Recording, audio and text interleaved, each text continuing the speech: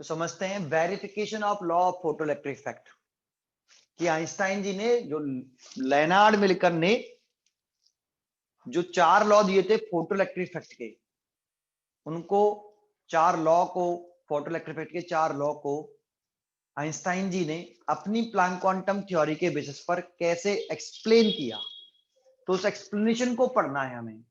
उससे पहले एक क्वेश्चन पूछना चाहता हूं मैं आपसे, किसी से भी कोई भी बताना चाहे, जो काइनेटिक एनर्जी होती है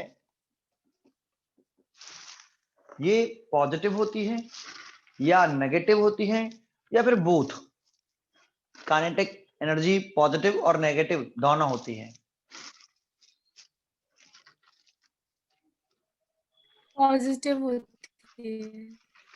काइनेटिक एनर्जी पॉजिटिव होती है, क्यों? नेगेटिव क्यों नहीं होती? क्योंकि हम्म क्योंकि उसमें मतलब मास का हम्म आगे बोलो ना। होगा और हम्म वेलोसिटी में v स्क्वायर होता है तो वो v vector dot v vector होगा। हम्म काइनेटिक एनर्जी का जो फॉर्मूला होता है, आपको बता दें, kinetic energy always positive, never negative. ये ऑलवेज नेगेटिव नहीं होती काइनेटिक एनर्जी, कभी भी हमेशा पॉजिटिव होती है, नेगेटिव नहीं होती। अब रीजन जानना है कि काइनेटिक एनर्जी नेगेटिव क्यों नहीं होती। एक रीजन देते हैं, काइनेटिक एनर्जी का फॉर्मूला क्या होता है? Half m v square. देखो काइनेटिक एनर्जी मास, ये मास है, ये वी आपका। तो एक तो मास जो होता है नंबर एक, जो मास है वो ऑलवेज कैसा होता है? Positive, never negative. मास तो हमेशा कैसा होता है? पॉजिटिव, नेगेटिव नहीं होता। ये तो मालूम ही होगा सबको, ठीक है। मास पॉजिटिव होता है। बी, यहां पर वी की बात करें तो देन तो इस रिजल्ट को हमें ऐसे लिखना चाहिए, 1/2m ब्रैकेट में v vector dot v vector. तो अच्छी तरीके से कॉन्सेंट्रेट करना। देखो आपको छोटी सी बात बता दूं पहले अलग से, डिस्टेंस कैसी होती है? Positive as well as negative या only positive? Positive. Positive. Only positive, never negative. Distance भी हमेशा पॉजिटिव होती है। ये हम 11th में पढ़ते हैं काइनेमेटिक्स वाले चैप्टर में। 11th में काइनेमेटिक्स जो चैप्टर होता है रेक्टिलिनियर मोशन, तो उसमें पढ़ते हैं distance are always positive never negative. Distance हमेशा पॉजिटिव होती है, जबकि डिस्प्लेसमेंट, जो डिस्प्लेसमेंट होता है वो पॉजिटिव भी होता है और नेगेटिव भी होता है। Distance always positive but displacement positive और नेगेटिव दोनों तरह का हो सकता है। ये हमने 11th में पढ़ा था। एक दूसरा, अगर हम स्पीड की बात करें, स्पीड, इसका फॉर्मूला होता है distance over time. Time always positive और डिस्टेंस भी पॉजिटिव। डिस्टेंस पॉजिटिव है, time always positive, so speed भी always positive, always, never negative. Speed भी ऑलवेज पॉजिटिव होती है, नेगेटिव नहीं होती। जबकि वेलोसिटी की बात करें, वेलोसिटी का फॉर्मूला होता है डिस्प्लेसमेंट ओवर टाइम। टाइम तो हमेशा पॉजिटिव होता है, लेकिन डिस्प्लेसमेंट पॉजिटिव भी हो सकता है, नेगेटिव भी हो सकता है। ये हमेशा पॉजिटिव, लेकिन डिस्प्लेसमेंट पॉजिटिव भी हो सकता है, नेगेटिव भी हो सकता है। सो वेलोसिटी पॉजिटिव भी हो सकती है और नेगेटिव भी हो सकती है। जबकि स्पीड पे ध्यान दें तो ये ऑलवेज पॉजिटिव होती है, और वेलोसिटी पॉजिटिव भी हो सकती है और नेगेटिव भी हो सकती है, दोनों तरीके की हो सकती है, ठीक है। अगले पॉइंट की तरफ, सर आपने ये वी स्क्वायर को v vector dot v vector क्यों लिख दिया? तो उसको समझते हैं। आपने एक फॉर्मूला पढ़ा हुआ है ए वेक्टर डॉट बी वेक्टर, तो उसका फॉर्मूला होता है ए बी कॉस थीटा, ठीक है। अब ए वेक्टर की जगह पे लिख लेते हैं हम बी वेक्टर, ए वेक्टर की जगह पे लिख देते हैं हम क्या? B vector. ए वेक्टर की जगह पे लिख लेते हैं हम v vector dot b vector की जगह पे भी लिख लेते हैं वी वेक्टर, ए वेक्टर की जगह पे वी वेक्टर, बी वेक्टर की जगह पे v vector is equal to, A vector ले तो ए लिखा, इसका मॉडुलस, ए वी वेक्टर है तो वी वेक्टर का मॉडुलस वी, बी वेक्टर लिखा तो बी वेक्टर का मॉडुलस, तो इस वाले सेकंड वेक्टर का मॉडुलस लिख लेते हैं वी। यहाँ वी और वी हैं, यहाँ ए और बी हैं, ए वेक्टर ये है और बी वेक्टर ये है, और इन दोनों के बीच में एंगल थीटा है। लेकिन यहाँ पे ए वेक्टर भी वी है और बी वेक्टर भी वी वेक्टर है, मतलब एक ही है कि दो हैं, एक ही वेक्टर है वी वेक्टर ओनली।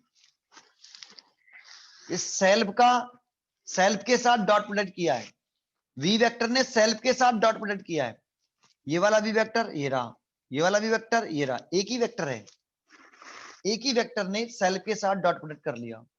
तो अगर ये पहला वेक्टर भी यही है और दूसरा वेक्टर भी यही है, तो इन दोनों के बीच में एंगल कितना होगा? 0 डिग्री। 0 डिग्री। तो इसीलिए लिख लेंगे cos 0 डिग्री, और cos 0 की वैल्यू होती है +1, तो v vector dot v vector हम लिख सकते हैं v स्क्वायर। ये देखो ऐसे कि v vector dot v vector is equal to v square लिख सकते हैं हम। तो इसीलिए मैं v स्क्वायर की जगह पे लिख रहा हूं v vector dot v vector. Sir इससे फायदा क्या हो रहा है? तो मैं कहूंगा कि इसका फायदा ये है, जानते हो दो वेक्टर क्वांटिटियों का जब मल्टीप्लाई करते हैं और बीच में आता है डॉट, अगर दो वेक्टर का मल्टीप्लाई कर रहे हैं, एक वेक्टर है ये और ये दूसरी वेक्टर है, और बीच में लगा दें हम डॉट, तो दो वेक्टर का मल्टीप्लाई करने से जो क्वांटिटी ऑब्टेन होती है, इन पूरे से जो क्वांटिटी बनेगी वो एक स्केलर क्वांटिटी बनती है। कौन सी बनती है? Scalar quantity. तो एक वेक्टर का मल्टीप्लाई दूसरे वेक्टर से करेंगे तो इन दोनों का मल्टीप्लाई करने से जो क्वांटिटी बनेगी वो एक स्केलर क्वांटिटी बनेगी। आया? आपको बता दूं कि स्पीड जो होती है वो स्केलर क्वांटिटी होती है, और जबकि जो वेलोसिटी होती है ये एक वेक्टर क्वांटिटी होती है। तो एक बात बताओ, v vector dot v vector से जो क्वांटिटी बनी वो हमने लिखी v स्क्वायर, तो इसका मतलब v स्क्वायर एक कैसी क्वांटिटी है? Scalar quantity. That means speed है या वेलोसिटी है? स्पीड है। और स्पीड ऑलवेज कैसी होती है? Positive, never negative. समझ में आया? स्पीड ऑलवेज कैसी होती है? पॉजिटिव। पक्का? तो हम यहाँ लिखेंगे v square is equal to v vector dot v vector, ये भी ऑलवेज पॉजिटिव आएगा। बहुत से बच्चे कहते हैं सीधे ही सीधा बोल दो, मास पॉजिटिव होता है, वेलोसिटी पॉजिटिव होगी उसका स्क्वायर करेंगे तो स्क्वायर हो जाएगा, वेलोसिटी नेगेटिव होगी तो उसका स्क्वायर करेंगे तो भी पॉजिटिव हो जाएगा। लेकिन एक्चुअल में जब आप आंसर दे रहे हो किसी भी बुक में आप चेक करना तो आंसर ये लिखा है।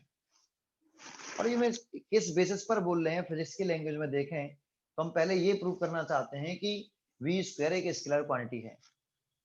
अगर v स्क्वायर एक स्केलर क्वांटिटी है तो स्पीड और वेलोसिटी में से कौन सी स्केलर क्वांटिटी है? स्पीड। दैट मींस यहाँ v square represent a speed का स्क्वायर, यहाँ v स्क्वायर एक स्पीड है, और स्पीड है, स्पीड होती है पॉजिटिव, सो इज पॉजिटिव। तो ऐसे ही आंसर दिया गया, अगर ये भी पॉजिटिव है और ये भी पॉजिटिव है तो ये वाली वैल्यू पॉजिटिव है और ये वाली वैल्यू पॉजिटिव है, सो आपकी जो काइनेटिक एनर्जी है वो ऑलवेज पॉजिटिव। जब ये ऑलवेज है और ये भी ऑलवेज है तो फिर ये भी कैसी होगी? ऑलवेज ही होगी। ठीक है ना? तो ये बात दिमाग में रख लीजिए कि kinetic energy always positive, never negative. Kinetic energy हमेशा पॉजिटिव होती है, नेगेटिव नहीं होती। ठीक है सर, ये हमें क्यों पढ़ाया आपने? हम तो law of photoelectric effect पढ़ के वेरिफिकेशन पढ़ रहे थे, मतलब लेनार्ड मिल्कर ने जो लॉ दिए थे फोटो इलेक्ट्रिक इफेक्ट के, उन लॉ को एक्सप्लेन करेंगे आइंस्टाइन जी अपनी प्लैंक क्वांटम थ्योरी के बेसिस पर कैसे। तो ये कैसे एक्सप्लेन करते हैं इसको समझाओ ना, तो उसी को समझाने के लिए ये पॉइंट है कि kinetic energy are always positive, never negative.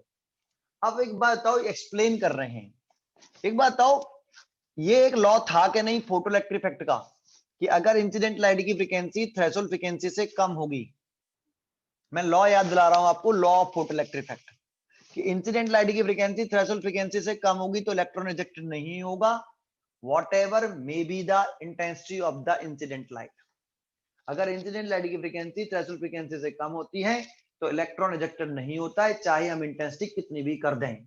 एक ये पॉइंट था इसी का ए।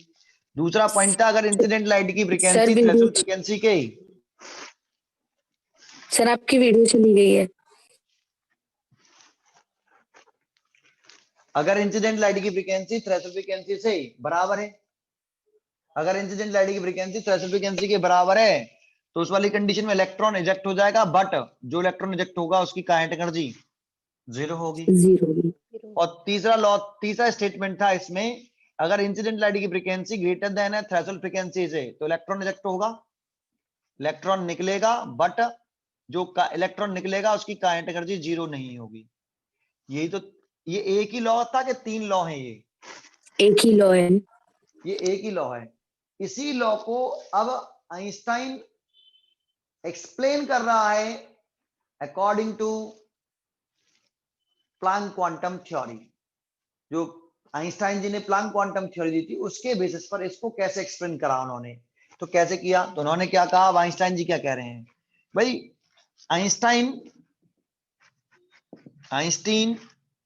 Einstein equation of photo electric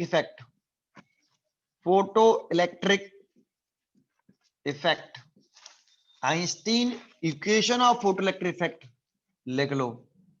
तो बोले कि इस वाली बात को तो इसी से, जो मैंने इक्वेशन दी है ना प्लैंक क्वांटम थ्योरी के बेसिस पर जो मैंने इक्वेशन बनाई है Einstein equation of photoelectric effect, इसी से एक्सप्लेन कर सकते हैं इस लॉ को। तो कैसे सर, तो देखो इसको पहले इक्वेशन लिखते हैं। तो उन्होंने लिखा है इसको h न्यू माइनस के फाई। फिर बोले कि आप इसे ऐसे लिख लो, k maximum is equal to h nu, जो वर्क फंक्शन होता है फाई वो h न्यू नॉट होता है, तो आप इसे h न्यू नॉट लिख लीजिए और h कॉमन ले लीजिए, न्यू माइनस के न्यू नॉट, ये k मैक्सिमम। ठीक है, अब कह रहे हैं कि इफ, अब सोचो अगर इंसिडेंट लाइट की फ्रीक्वेंसी थ्रेशोल्ड फ्रीक्वेंसी से कम है, अब सोचो मेरी इक्वेशन से सोचो इस वाली बात को, अगर इंसिडेंट लाइट की फ्रीक्वेंसी थ्रेशोल्ड फ्रीक्वेंसी से कम है तो न्यू कम है न्यू नॉट से, तो न्यू अगर कम होगा न्यू नॉट ज्यादा होगा तो यहां से सब्ट्रैक्ट करने पर वैल्यू कैसी आएगी, पॉजिटिव या नेगेटिव? नेगेटिव। तो k मैक्सिमम आ जाएगा कैसा, नेगेटिव। अब आपको ये तो बात मालूम होगी, ये जो k मैक्सिमम है ये किसकी काइनेटिक एनर्जी होती है, ये मैक्सिमम काइनेटिक एनर्जी होती है, maximum kinetic energy of ejected electron. That means एक मेटल है उस पर आपने एक लाइट डाली, किस कंडीशन में, इस वाली कंडीशन में, तो देखो ये जो काइनेटिक एनर्जी है वो किसकी है, इजेक्टेड इलेक्ट्रॉन की। अगर वो कह रहा है कि अगर तुम इतनी फ्रीक्वेंसी की लाइट डालोगे कि इंसिडेंट लाइट की फ्रीक्वेंसी थ्रेशोल्ड फ्रीक्वेंसी से कम है, तो इस मेटल सरफेस की, देखो ये फॉर्मूला सरफेस के लिए है, ये फॉर्मूला कहाँ के लिए है, सरफेस के लिए, क्योंकि सरफेस से ही मैक्सिमम काइनेटिक इलेक्ट्रॉन निकलते हैं। तो उसके सरफेस से जो इलेक्ट्रॉन निकलेगा, ये निकले आया मान लो इलेक्ट्रॉन, सर निकलता ही नहीं है, अरे मान लो निकले आया, तो इस निकले हुए इलेक्ट्रॉन की जो काइनेटिक एनर्जी है, मैक्सिमम काइनेटिक एनर्जी, वो कैसी है, नेगेटिव है। तो एक बताओ, नेगेटिव आ रही है, जो इलेक्ट्रॉन निकल रहा है जो मेटल सरफेस से, अगर मान लो कि इंसिडेंट लाइट की फ्रीक्वेंसी थ्रेशोल्ड फ्रीक्वेंसी से कम है तो इलेक्ट्रॉन इजेक्ट हुआ, और उस इजेक्टेड इलेक्ट्रॉन की काइनेटिक एनर्जी कैसी आ रही है भाई, अगर इलेक्ट्रॉन इजेक्ट हुआ, अगर हुआ, कंसीडर कर लो कि हुआ, तो जो इजेक्टेड इलेक्ट्रॉन है उसकी काइनेटिक एनर्जी आ कैसी रही है, नेगेटिव। नेगेटिव। क्या काइनेटिक एनर्जी नेगेटिव पॉसिबल है? No sir. तो ये this is not possible, this is not possible, kinetic energy possible ही नहीं है, नेगेटिव काइनेटिक एनर्जी पॉसिबल नहीं, मतलब ऐसा इलेक्ट्रॉन इजेक्ट ही नहीं हो सकता जिसकी काइनेटिक एनर्जी कैसी हो, नेगेटिव हो। क्यों नहीं हो सकता भाई, काइनेटिक एनर्जी नेगेटिव पॉसिबल ही नहीं होती, तो काइनेटिक एनर्जी नेगेटिव पॉसिबल ही नहीं होती, तो इसका मतलब ऐसा इलेक्ट्रॉन भी इजेक्ट नहीं हो सकता जिसकी काइनेटिक एनर्जी नेगेटिव है, दैट मींस इलेक्ट्रॉन इजेक्ट होगा ही नहीं। अगर हुआ तो उसकी काइनेटिक एनर्जी नेगेटिव आएगी, अगर इस कंडीशन में इलेक्ट्रॉन इजेक्ट होता है तो उसकी काइनेटिक एनर्जी नेगेटिव आएगी, जो पॉसिबल नहीं है। तो इसका मतलब हुआ कि इलेक्ट्रॉन इजेक्ट ही नहीं होगा।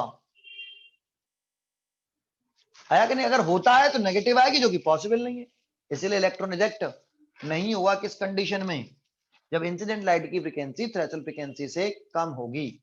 अगर इंसिडेंट लाइट की फ्रीक्वेंसी थ्रेशोल्ड फ्रीक्वेंसी से कम होती है तो इलेक्ट्रॉन इजेक्ट नहीं होगा।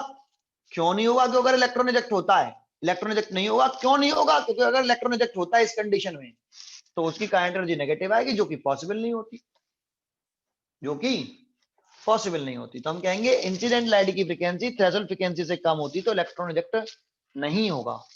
अगर फिर भी हुआ तो ऐसा इलेक्ट्रॉन इजेक्ट होगा जिसकी काइनेटिक एनर्जी नेगेटिव होगी, जो कि पॉसिबल नहीं है। ये पॉसिबल ही नहीं है, इसीलिए इलेक्ट्रॉन इजेक्ट होगा ही नहीं। क्लियर हुआ? Yes, sir. Yes sir. तो इस वाली कंडीशन में भाई इलेक्ट्रॉन निकलेगा तो ऐसा निकलेगा जिसकी काइनेटिक एनर्जी जीरो है, वो नेगेटिव है, और नेगेटिव काइनेटिक एनर्जी पॉसिबल नहीं होती। इसीलिए हम ये कह देंगे कि इंसिडेंट लाइट की फ्रीक्वेंसी थ्रेशोल्ड फ्रीक्वेंसी से कम होती है तो इलेक्ट्रॉन इजेक्ट नहीं होता, बिकॉज इस कंडीशन में जो इलेक्ट्रॉन निकलता है उसकी काइनेटिक एनर्जी नेगेटिव आती है, जो कि पॉसिबल नहीं है। तो हम ये लाइन लिख देते हैं। समझ में आया? Yes, sir. तो इन्होंने ये बता दिया कि भाई इस वाली कंडीशन में इलेक्ट्रॉन इजेक्ट क्यों नहीं होगा, अपने इस स्टेटमेंट से ऐसे समझाया इन्होंने। ठीक है। अब कह रहे हैं कि अगर अगर इंसिडेंट लाइट की फ्रीक्वेंसी थ्रेशोल्ड फ्रीक्वेंसी के बराबर है, अगर बराबर होगी तो फिर मैक्सिमम कितनी मैक्सिमम का एनर्जी का इलेक्ट्रॉन निकलेगा देन? Zero. हीरोज। अब अगर बराबर होगा तो जीरो। तो ये पॉसिबल है कि नहीं? है possible. क्या ऐसा इलेक्ट्रॉन नहीं निकल सकता जिसकी काइनेटिक एनर्जी जीरो हो? निकल सकता है. निकल सकता है। ये चीज पॉसिबल है या नहीं? Possible है. पॉसिबल है, तो दैट मींस इलेक्ट्रॉन निकल सकता है भैया। ये जानते हो ये किसकी एनर्जी है? ये काइनेटिक एनर्जी इजेक्टेड इलेक्ट्रॉन की है। और इजेक्टेड इलेक्ट्रॉन की अगर काइनेटिक एनर्जी जीरो पॉसिबल है तो इस वाली कंडीशन में निकले आएगा, और इस वाले केस में तो कैसा आएगा भाई? Then maximum kinetic energy positive आएगी नेगेटिव आएगी? Positive. पॉजिटिव। तो ये भी पॉसिबल है कि नहीं? है. तो इसको अगर इंसिडेंट लाइट की फ्रीक्वेंसी थ्रेशोल्ड फ्रीक्वेंसी से बड़ी होती है तो जो इलेक्ट्रॉन इजेक्ट होता है उसकी काइनेटिक एनर्जी पॉजिटिव आती है, दैट मींस ये पॉसिबल है। और पॉसिबल है तो पॉसिबल है, इलेक्ट्रॉन निकलना पॉसिबल है। और अगर इलेक्ट्रॉन की इंसिडेंट लाइट की फ्रीक्वेंसी थ्रेशोल्ड फ्रीक्वेंसी से कम है, बराबर है, तो जो इलेक्ट्रॉन इजेक्ट होगा उसकी मैक्सिमम काइनेटिक एनर्जी जीरो होगी। ये भी पॉसिबल है, दैट मींस इस वाली कंडीशन में भी इलेक्ट्रॉन निकल सकता है। और इस वाली कंडीशन में जो काइनेटिक एनर्जी आएगी, जो इलेक्ट्रॉन इजेक्ट होगा, इस कंडीशन में जो इलेक्ट्रॉन इजेक्ट होगा उसकी काइनेटिक एनर्जी नेगेटिव आएगी, जो कि पॉसिबल ही नहीं है, इसीलिए इलेक्ट्रॉन इजेक्ट नहीं होगा। इन्होंने इस तरीके से आपके इस वाले लॉ को एक्सप्लेन किया अपनी आइंस्टाइन इक्वेशन से, फोटो इलेक्ट्रिक इफेक्ट की इक्वेशन से ही इस चीज को एक्सप्लेन कर दिया कि ऐसा क्यों हो रहा है। समझ में आया? Yes, sir. ठीक है। तो अगर ये फर्स्ट लॉ एक लॉ मैंने एक्सप्लेन कर दिया, अब दूसरे लॉ की तरफ चलते हैं हम, सेकंड लॉ। तो देखो सेकंड लॉ क्या था वो मैं लिखता हूं पहले, फिर मैं उसे इन्होंने क्या एक्सप्लेनेशन दिया, क्या वेरिफिकेशन दिया उस लॉ का। ये लॉ लेनार्ड मिल्टन ने दिए थे एक्सपेरिमेंटल ऑब्जर्व करके, लेकिन उनको एक्सप्लेन कर रहा है अपनी थ्योरी से कौन? आइंस्टाइन जी। Einstein. आइंस्टीन जो है वो अपनी थ्योरी से उसे एक्सप्लेन कर रहा है। दूसरा लॉ क्या था भाई? तो सेकंड जो लॉ लिखता हूं, उन्होंने कहा कि भाई कि जो मैक्सिमम काइनेटिक एनर्जी है वो डायरेक्टली प्रोपोर्शनल है फ्रीक्वेंसी की। यही तो लॉ था एक। Yes, sir. Yes, sir. ठीक है। अब ये इसको कैसे एक्सप्लेन करोगे? तो बोला ये इसको एक्सप्लेन करना, तो इसमें एक्सप्लेन दिख ही रहा है आपको। देखो फॉर अ गिवन मेटल के लिए ये इंपॉर्टेंट है, फॉर अ गिवन मेटल के लिए, जैसे एक मेटल ले लूं मैं, कोई भी एक मेटल ले लिया, तो इस मेटल का वर्क फंक्शन कांस्टेंट रहेगा, बदलता रहेगा अपने आप? Constant रहेगा. कांस्टेंट रहेगा। भाई जब तक मेटल, अगर फॉर अ गिवन मेटल मतलब एक कोई मेटल ले लो, जैसे सोडियम ले लिया मैंने,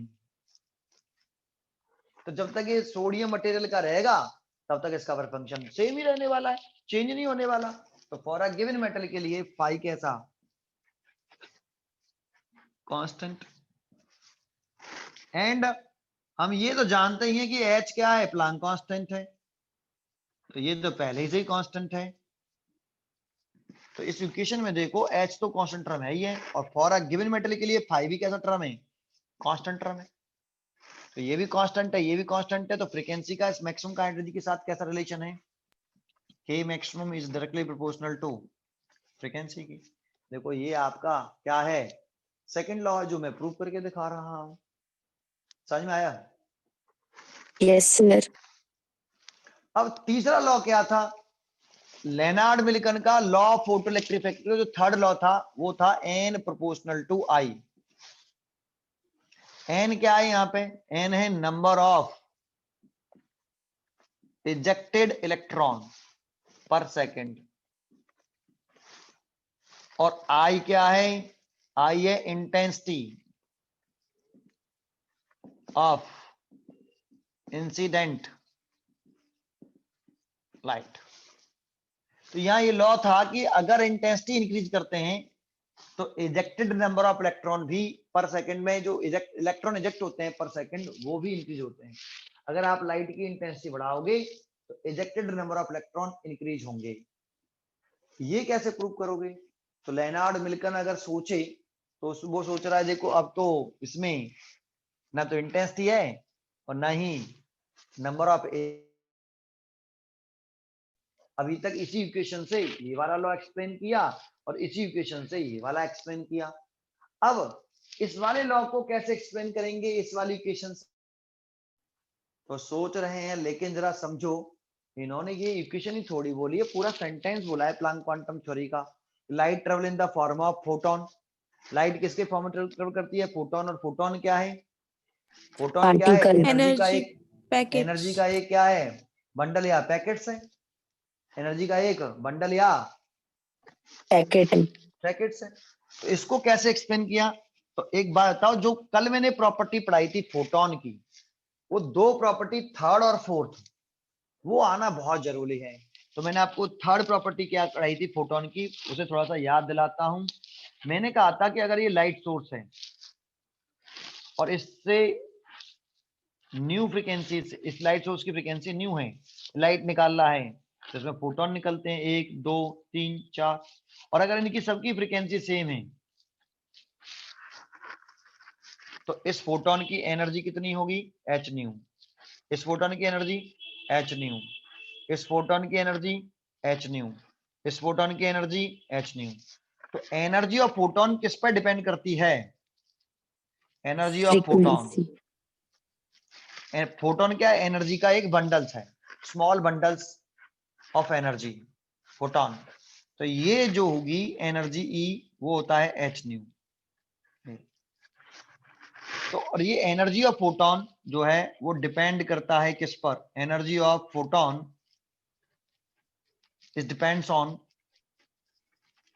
ऑन फोटोन की बात कर रहे हैं इस समय, energy of photon depends on frequency, है ना।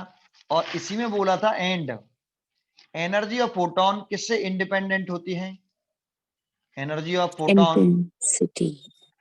Photon is independent of intensity of the incident light, I is the intensity of the incident light। ये हमने एक पॉइंट पढ़ा। Yes sir. और जो फोर्थ पॉइंट था वो हमने ये पढ़ा कि अगर हम क्या करते हैं, दो लाइट लेते हैं, उनकी फ्रीक्वेंसी तो सेम रखते हैं, दो लाइट सोर्स लेते हैं, उनकी फ्रीक्वेंसी सेम रखते हैं, बट इंटेंसिटी डिफरेंट रखते हैं, इंटेंसिटी बढ़ा लेते हैं। तो इंटेंसिटी कैसे बढ़ाएंगे भाई, इंटेंसिटी मतलब एनर्जी बढ़ानी है। जो ये अगर ये सोर्स ज्यादा एनर्जी रेडिएट करे तो उसकी ब्राइटनेस बढ़ जाएगी। तो ज्यादा एनर्जी सोर्स रेडिएट कैसे कर सकता है, पावर बढ़ा के। तो हम पावर यहाँ पे 10 वाट का बल्ब ले लें तो ये 1 सेकंड के अंदर 10 जूल पर सेकंड, तो 1 सेकंड में ये 10 जूल एनर्जी रिलीज करेगा। और यहाँ पे अगर हम पावर चेंज कर लें, 20 जूल पर सेकंड कर लें, तो ये 1 सेकंड में 20 जूल एनर्जी रेडिएट करेगा। लेकिन फ्रीक्वेंसी तो नहीं बढ़ाई ना मैंने, तो फ्रीक्वेंसी नहीं बढ़ाई, तो इसमें मान लो एक फोटोन है, फ्रीक्वेंसी इसकी न्यू है, इस फोटोन की एच न्यू एनर्जी होगी। फोटोन ये सभी पर्टिकुलर फ्रीक्वेंसी के हैं, इसकी फ्रीक्वेंसी भी न्यू है, इसकी भी न्यू है, इसकी भी न्यू है, इसकी भी न्यू है। तो इन सबकी एनर्जी सेम होगी, एच न्यू। मान लो ये 2 जूल का है, तो ये सोर्स टोटल एनर्जी कितनी रेडिएट कर रहा है 1 सेकंड में? 10 जूल। 10 जूल। 10 जूल। तो ये था फोटोन क्या होता है? एनर्जी का एक स्मॉल पैकेट्स होता है, स्मॉल पैकेट्स या बंडल्स किसका? एनर्जी का। और फ्रीक्वेंसी सबकी सेम है इसकी। 10 जूल टोटल एनर्जी रेडिएट करी, तो 2 जूल की ये एनर्जी ऑफ फोटोन, मान लो ये स्मॉल पैकेट है एनर्जी का, वो 2 जूल का है। तो कितने फोटोन बन जाएंगे? 5। 5। 2 जूल के 5 बन जाएंगे टोटल एनर्जी 1 सेकंड में ही। ये 10, 1 सेकंड में 10 जूल एनर्जी निकाल रहा है, तो 1 सेकंड में 5 फोटोन इमिट करेगा। ये 1 सेकंड में कितने करेगा? 1 सेकंड में 10 जूल एनर्जी रेडिएट करी, तो ये 1 सेकंड में कितने फोटोन इमिट करेगा सोर्स? 5 5 फोटॉन्स। 5 फोटोन इमिट करेगा, सबकी एनर्जी 2 जूल होगी। अब ये 1 सेकंड में 20 जूल निकाल रहा है, लेकिन देखो इसकी भी फ्रीक्वेंसी न्यू हुई है और इसकी भी फ्रीक्वेंसी न्यू है, फ्रीक्वेंसी चेंज नहीं करी। जानते हो ये 1 सेकंड में 20 जूल एनर्जी रिलीज कर रहा है, तो इसकी ब्राइटनेस बढ़ जाएगी लाइट की, है ना? Yes sir. लेकिन फ्रीक्वेंसी उतनी रखी है, तो जो फोटोन निकलेगा उसकी जो एनर्जी का बंडल होगा वो अभी भी कितना रहेगा? 2 ही 2 जूल रहेगा जूल। कि बदलेगा? 2 ही जूल रहेगा। सर ये एनर्जी यहाँ बढ़ाई तो तुमने यहाँ क्यों नहीं बढ़ाई? क्योंकि भैया फ्रीक्वेंसी चेंज नहीं हुई है, और एनर्जी ऑफ फोटोन फ्रीक्वेंसी पे डिपेंड करती है, इंटेंसिटी पे डिपेंड नहीं करती। हमने इंटेंसिटी बढ़ाई है, फ्रीक्वेंसी नहीं चेंज करी। समझ में आया? Yes sir. तो अब बताओ 20 जूल 1 सेकंड में ये 20 जूल एनर्जी रिलीज करता है, तो 1 सेकंड के अंदर ये कितने फोटोन ये सोर्स इमिट करेगा? 10 फोटॉन्स। 10 10 फोटॉन्स। फोटोन कर देगा। 1 2 3 4 5 6 7 8 9 10 ऐसे, और सबकी एनर्जी 2 जूल होगी क्योंकि फ्रीक्वेंसी चेंज नहीं करी, है ना? Yes sir. तो इसका मतलब है for a given frequency, for a given frequency, frequency change करिए क्या? No sir. अभी लिख रहे हैं फॉर अ गिवन फ्रीक्वेंसी, इसकी भी फ्रीक्वेंसी न्यू है, इसकी भी फ्रीक्वेंसी न्यू है। अगर हम इंटेंसिटी इंक्रीज करते हैं लाइट की, intensity of light increases, then number of photon, क्या?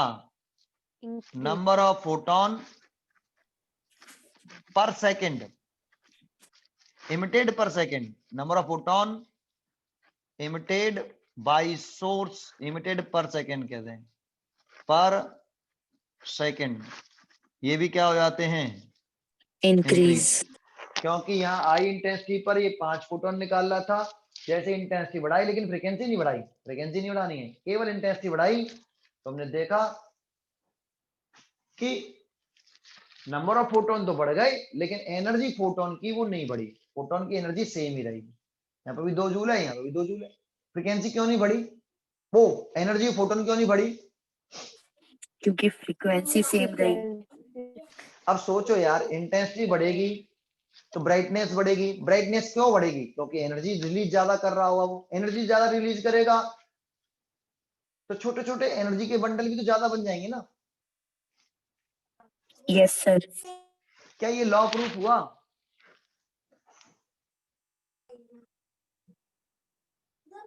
अभी तक यस सर।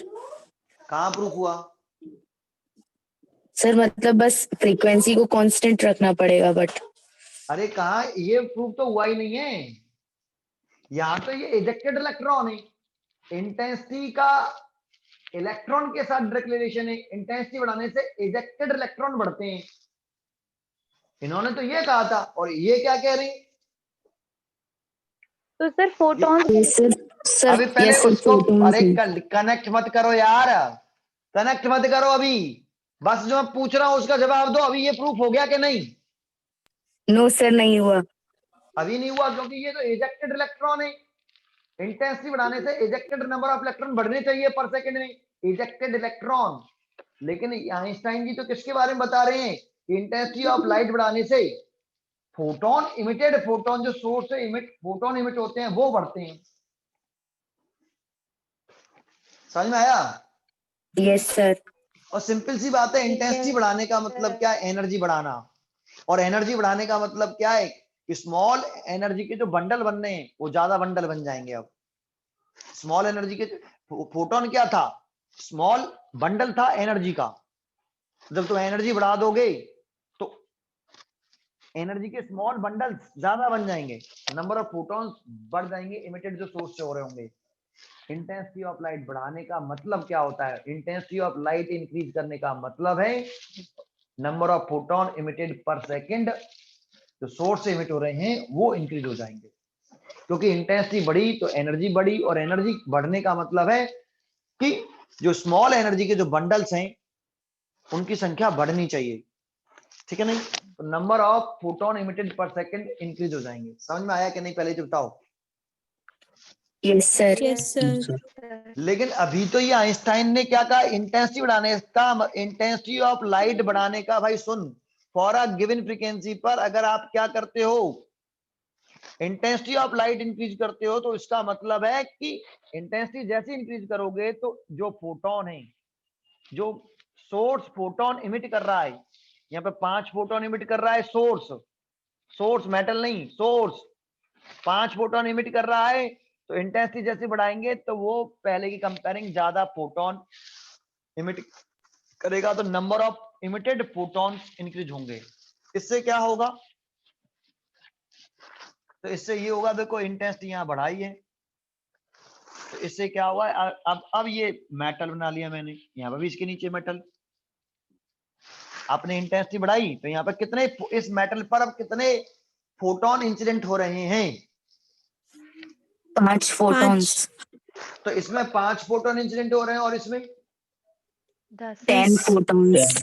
तो एक बताओ, एक फोटोन एक इलेक्ट्रॉन निकालता है ना, यस सर। Yes sir. तो यहाँ 5 फोटोन है, ये ज्यादा इलेक्ट्रॉन निकाल देंगे, या 10 फोटोन इंसिडेंट होंगे तो ये ज्यादा इलेक्ट्रॉन निकाल देंगे। 10 फोटॉन फोटॉन इंसिडेंट वाले। होंगे, वो ज्यादा इलेक्ट्रॉन निकालेंगे। समझ में आता है, तो आ गई ना यस इलेक्ट्रॉन सर। निकालने वाली बात। यहाँ पे ये कम इलेक्ट्रॉन निकालेंगे, ये इलेक्ट्रॉन निकाल रहा है, लेकिन ये 5 ही फोटोन इंसिडेंट हुए तो ये इलेक्ट्रॉन निकाल लेंगे, ये 10 फोटोन इंसिडेंट हुए तो ये भी इससे ज्यादा इलेक्ट्रॉन निकाल देगा ना ये। Yes sir.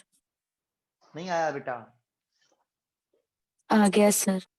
तो इन्होंने देखो फोटोन के बेसिस से समझाओ, इसके बेसिस पे मत समझाना, ये इसके बेसिस पे मत समझाना, आइंस्टाइन की थ्योरी के बेसिस पे समझाओ कि भाई इंटेंसिटी बढ़ाने से, उन्होंने कहा इंटेंसिटी बढ़ाने से क्या हुआ होगा, इंटेंसिटी बढ़ाने से जो सोर्स फोटोन इमिट कर रहा था, नंबर ऑफ फोटोन जो इमिट कर रहा था वो इंक्रीज हो जाएंगे, और उनके इंक्रीज होने से जब ये फोटोन इस मेटल सरफेस पर पड़ते हैं तो एक फोटोन अपनी सारी एनर्जी एक इलेक्ट्रॉन को देता है, एक फोटोन अपनी सारी एनर्जी एक इलेक्ट्रॉन को देता है, और इलेक्ट्रॉन उस एनर्जी को लेके बाहर निकले आता है।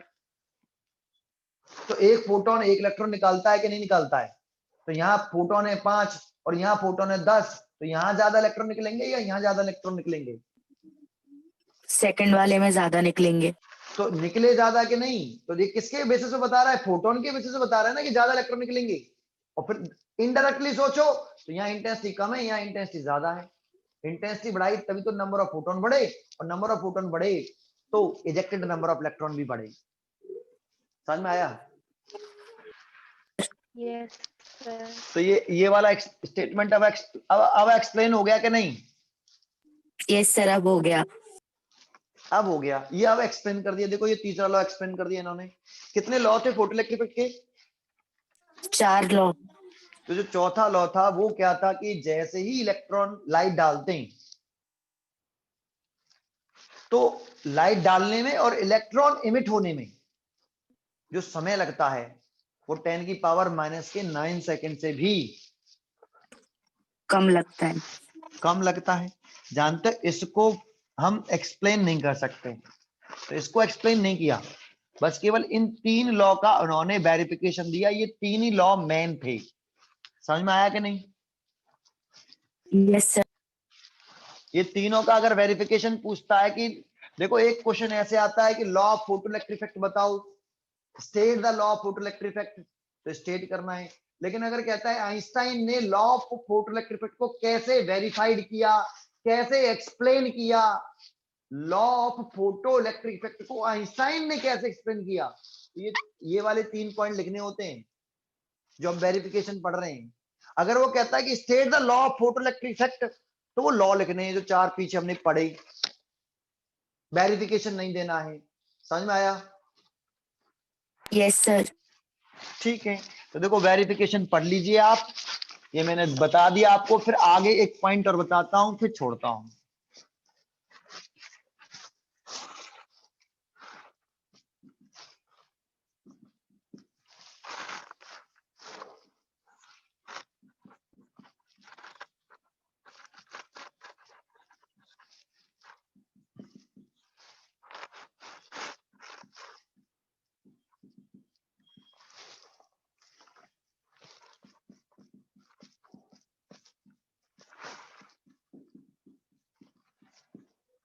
आगे समझाओ।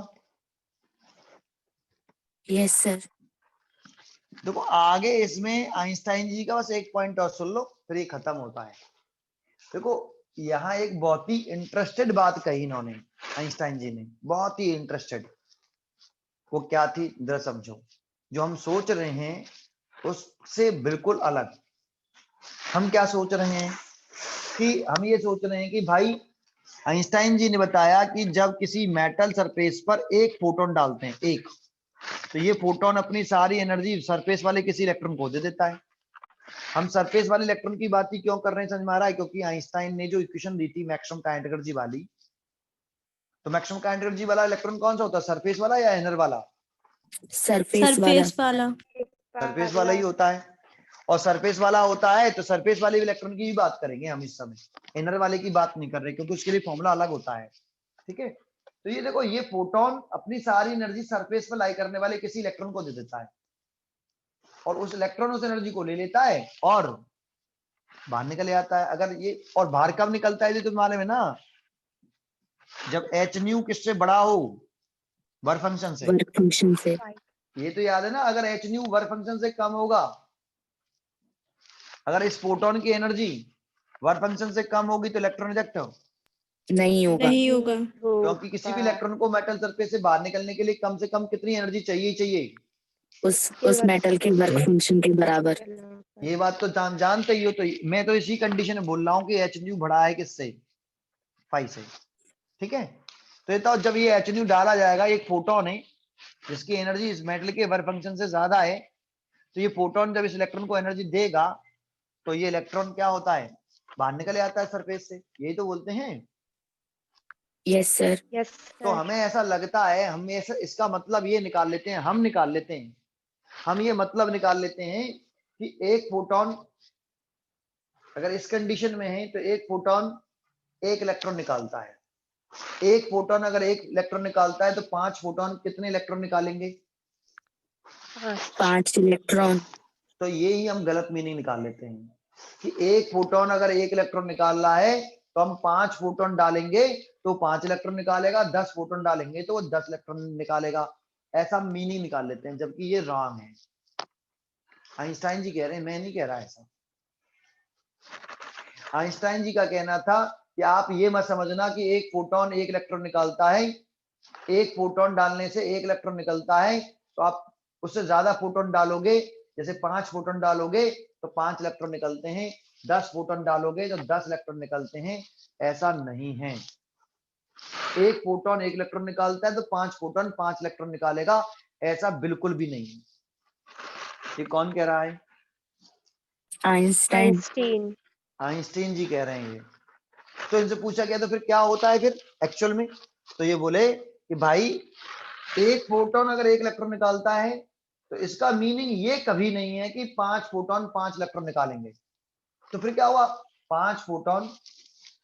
तो इन्होंने बोला एक्चुअल में कहानी ये है, ये वाली, कि नंबर ऑफ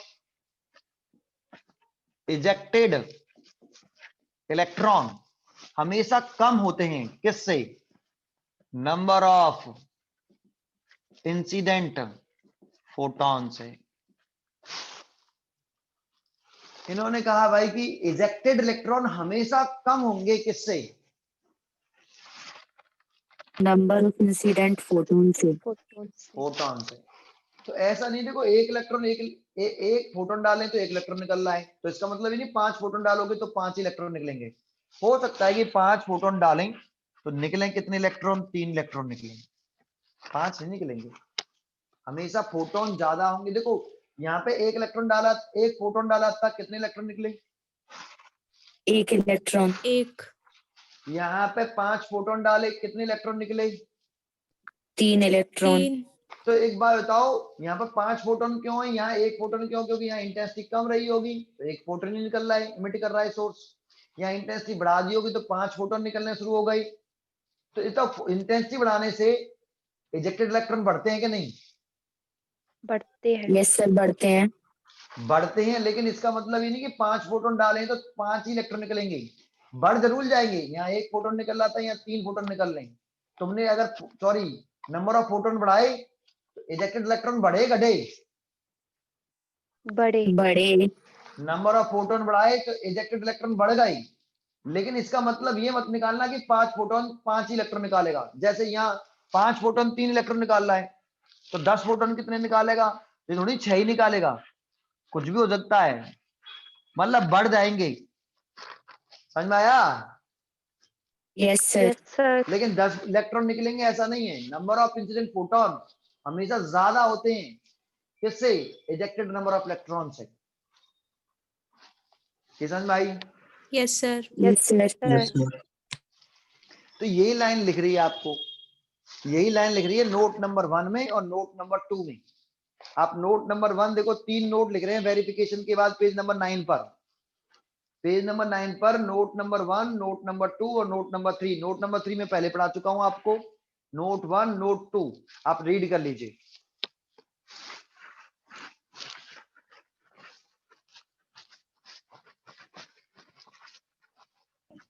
एक एक वेरी शॉर्ट क्वेश्चन बनता है इसके ऊपर।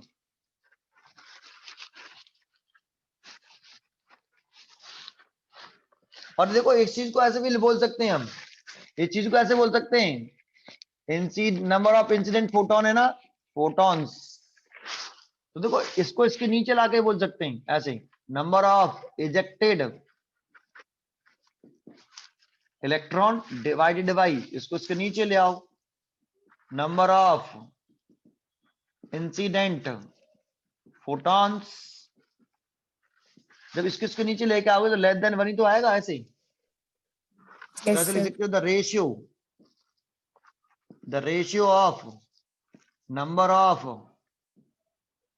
ejected electron to number of incident photon is less than कैसा 1। ठीक है, अरे आ रहा है? Yes sir. Yes yes sir. Sir. Number of ejected electron और नंबर ऑफ इंसिडेंट फोटोन का जो रेशियो होता है, इन दोनों का जो रेशियो है, ये पूरा रेशियो वो 1 से कम रहता है। तो ये एक ही, ये वाली बात और ये वाली बात एक ही, अलग अलग हैं? एक ही है। एक ही एक ही है। ऐसे बोलो, इस लाइन को ऐसे बोल दो कि रेशियो 1 से कम होता है, या फिर इसका इसमें मल्टीप्लाई करके ऐसे बोल दो कि नंबर ऑफ इंसिडेंट फोटोन हमेशा ज्यादा, मतलब इंसिडेंट फोटोन ज्यादा डालेंगे लेकिन इलेक्ट्रॉन हमेशा उससे कम निकलेंगे। 10 फोटोन डालोगे तो 10 इलेक्ट्रॉन नहीं निकलने वाले, उससे कम ही निकलेंगे। लेकिन फोटोनों की संख्या बढ़ाने से इलेक्ट्रॉनों की संख्या बढ़ेगी घटेगी? बढ़ेगी। बढ़ेगी, बढ़ती है। समझ में आया कि नहीं? लेकिन Yes, बराबर नहीं बढ़ती, जितनी तुम इंसिडेंट फोटोन बढ़ा दोगे उतनी नहीं बढ़ेगी। ठीक है बेटा? Yes sir. Yes sir. अब देखो इसका एक क्वेश्चन में पूछ रहा हूं मैं, आपके नोट्स में लिख रहा है पेज नंबर 9 पर, मैं लिख देता हूं क्वेश्चन, मैं आपको बता देता हूं, आप पढ़ लेना अपने नोट्स में से। कह रहा है एक एल्यूमिनियम का मेटल है, ये एल्यूमिनियम का एक मेटल है और इसका वर्क फंक्शन क्वेश्चन में कह रहा है, ये क्वेश्चन बोल रहा हूं आपसे, क्वेश्चन बोल रहा हूं, आपको जवाब देना है। एक एल्यूमिनियम मेटल है, उसका वर्क फंक्शन 4.2 इलेक्ट्रॉन वोल्ट है।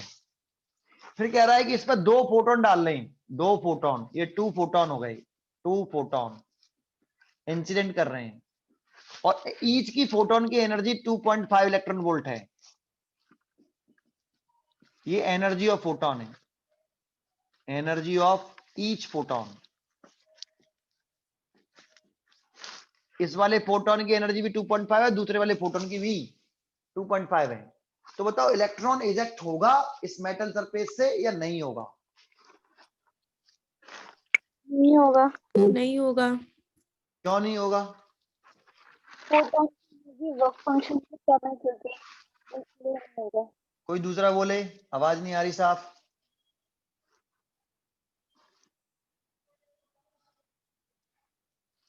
अरे क्यों इलेक्ट्रॉन रिजेक्ट नहीं होगा? क्योंकि जो फोटोन की एनर्जी है वो वर्क फंक्शन से कम है इसलिए। हाँ, बहुत से बच्चे सोचते हैं कि देखो इस फोटोन के पास 2.5 है, इस वाले फोटोन के पास भी 2.5 है, तो दोनों को मिला के दोनों फोटोन के पास तो कितनी हो गई, इससे ज्यादा हो गई। तो एक बात तो जब हम लॉ पढ़ा रहे थे तो हमने ये पढ़ाया, energy of photon E, energy of photon H new.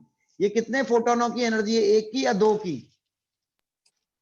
एक की ये तो एक फोटोन की एनर्जी है, तो एक फोटोन की जो एनर्जी है वो अगर वर्क फंक्शन से कम है, मैंने ये नहीं कि दो फोटोनों की मिला लेना आप, मैंने ये थोड़ी कहा कि आप 2h न्यू लिख लेना, मैंने कहा कि एक फोटोन की energy that means h new, वो वेटल के वर्क फंक्शन से कम है एक फोटोन की। मैंने ये नहीं कहा कि इसकी फोटोन की एनर्जी मिला के 2h न्यू मिला लेना और फिर वो वर्क फंक्शन से कम है। एक फोटोन की एनर्जी, किसी भी एक फोटोन की एनर्जी, मैंने ये बोला था, एक फोटोन की एनर्जी अगर मेटल के वर्क फंक्शन से कम है तो इलेक्ट्रॉन रिजेक्ट नहीं होता। तो देखो इस फोटोन की एनर्जी देख लो, वो वर्क फंक्शन से कम है, इस वाले फोटोन की एनर्जी देख लो, वो भी वर्क फंक्शन से कम है।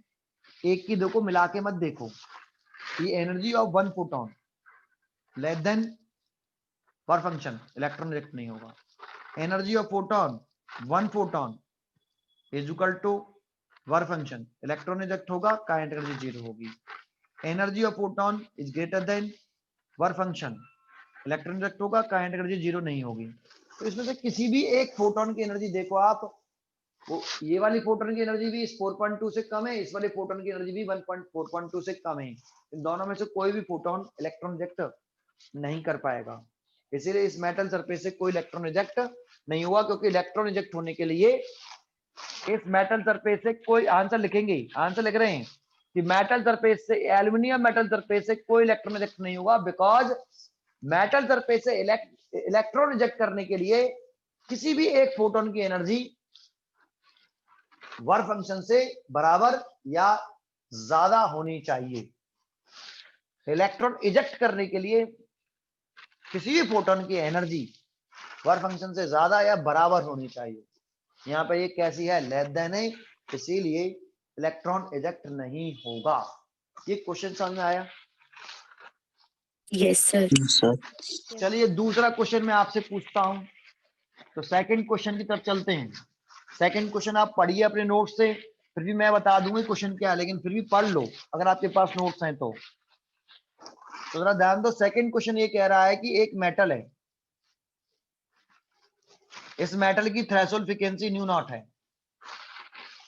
अब एक इस पर लाइट इंसिडेंट कर रहे हैं, जो इंसिडेंट लाइट की फ्रीक्वेंसी है वो थ्रेशोल्ड फ्रीक्वेंसी का 1.5 टाइम्स है।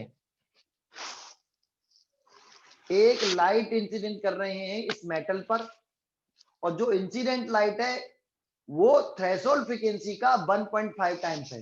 इंसिडेंट लाइट की फ्रीक्वेंसी मेटल के थ्रेशोल्ड फ्रीक्वेंसी का 1.5 टाइम्स है, इतना। तो बताओ इस वाली कंडीशन में, बस इतना ही रुक जाओ, पहले एक केस हो गया, फिर आगे क्वेश्चन बताऊंगा मैं अभी।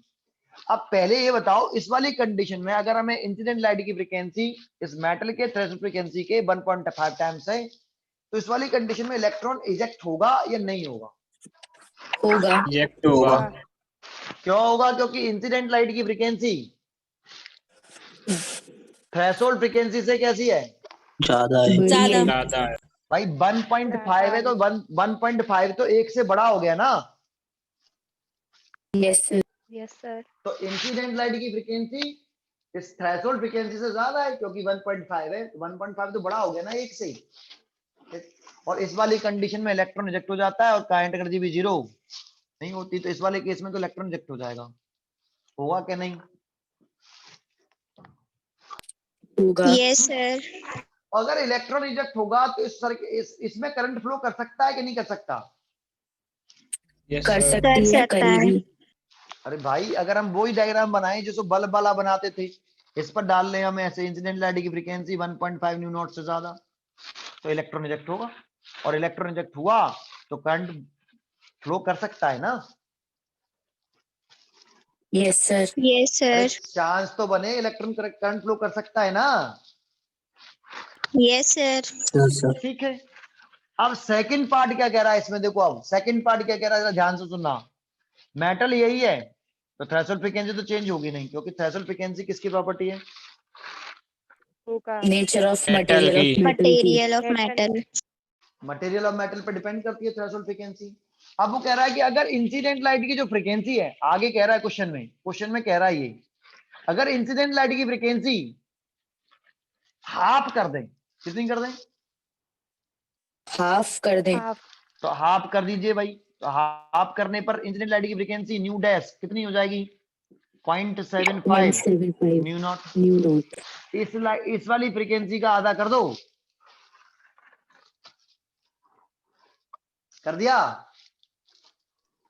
Yes sir. और कह रहा है कि अगर इसकी इंटेंसिटी आई है, हाई इंटेंसिटी न्यू फ्रीक्वेंसी थी, फिर कह रहा है कि इस और इंटेंसिटी डबल कर दो, इस फ्रीक्वेंसी को तो आधा कर दो और इसकी जो इंटेंसिटी थी उसको डबल कर लो। तो बताओ करंट फ्लो करेगी या नहीं करेगी? इस कंडीशन में करंट फ्लो करेगी या नहीं करेगी, ये पूछ रहा है। तो ये बताओ, करंट तो छोड़ो, इलेक्ट्रॉन इजेक्ट होगा कि नहीं होगा, ये बता दो बस केवल। यस सर होगा। अच्छा, एक बात बताओ, ये जो इंसिडेंट लाइट की फ्रीक्वेंसी वो थ्रेशोल्ड फ्रीक्वेंसी से बड़ा है या छोटा है? बड़ा है। बड़ी है। अरे गधे, छोटी है। दिमाग में पॉइंट, ये 0.75 हो गया, एक बड़ा है या 0.75? एक। वन। आपसे पूछ रहा हूँ, ये वाली बड़ी है या ये वाली वैल्यू बड़ी है? एक।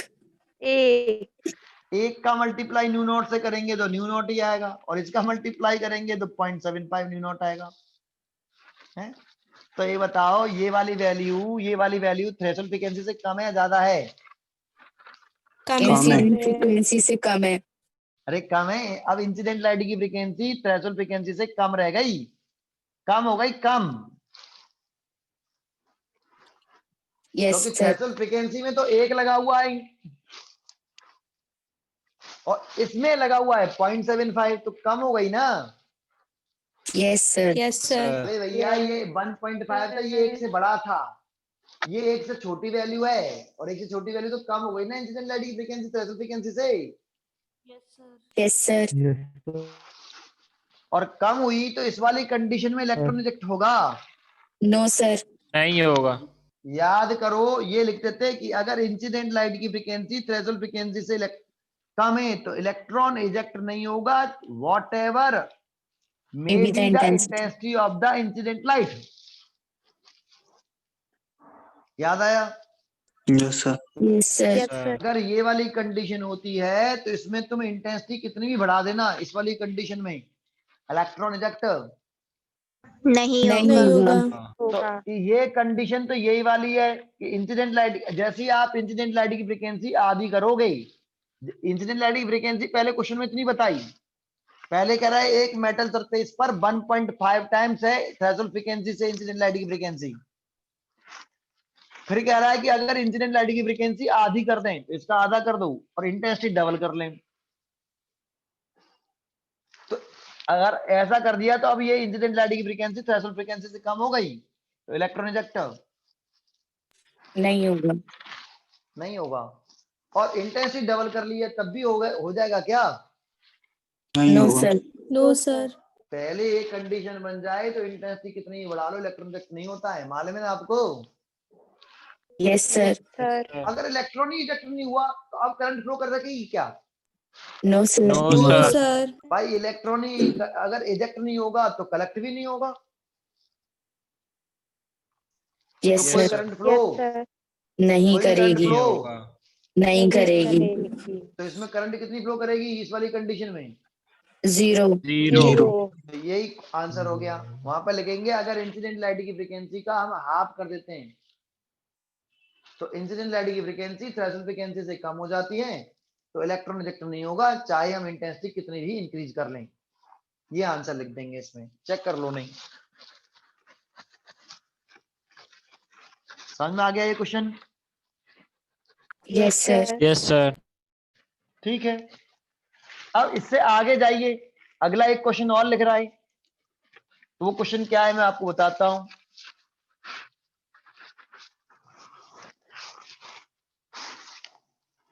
वो क्वेश्चन ये है कि कह रहा है एक मेटल है और एक सोर्स है, ये सोर्स है, सोर्स ऑफ लाइट। इस सोर्स से मेटल का जो सरफेस है वो 1 मीटर की दूरी पर है, r मीटर की डिस्टेंस पर है, 1 मीटर की डिस्टेंस पर है। एक सोर्स ऑफ लाइट है, वो मेटल के सरफेस से 1 मीटर की डिस्टेंस पर लाई कर रहा है, ठीक है। और इस वाली कंडीशन में इस मेटल का स्टॉपिंग पोटेंशियल V नॉट है। सर मेटल का स्टॉपिंग पोटेंशियल, आपको याद है stopping potential is depends on nature of material of cathode plate, याद आ रहा है? Yes sir. Yes sir. Yes sir. आपको याद है कि स्टॉपिंग पोटेंशियल किस किस फैक्टर पर डिपेंड करता है? Yes sir. एक तो मैंने देखो आपको ये कहा था कि K मैक्सिमम जो होता है वो चार्ज इनटू स्टॉपिंग पोटेंशियल होता है। तो मैक्सिमम काइनेटिक एनर्जी का स्टॉपिंग पोटेंशियल के साथ कैसा रिलेशन है? Direct relation. डायरेक्ट और मैक्सिमम काइनेटिक एनर्जी का फ्रीक्वेंसी के साथ कैसा रिलेशन है? Direct relation. इस तरीके से इसको और इसको देखें तो मैक्सिमम काइनेटिक एनर्जी का स्टॉपिंग पोटेंशियल के साथ भी डायरेक्ट रिलेशन है और फ्रीक्वेंसी के साथ भी हो जाएगा। Yes sir. इस सेंटेंस को इस सेंटेंस को मिला लो तो यही तो बनेगा। तो हम कहेंगे कि स्टॉपिंग पोटेंशियल, एक पॉइंट लिख सकते हैं कि stopping potential is depends on किस पर? फ्रीक्वेंसी ऑफ इंसिडेंट लाइट, है ना? देखो ये ना, यस सर। और कैसा रिलेशन है? Direct relation.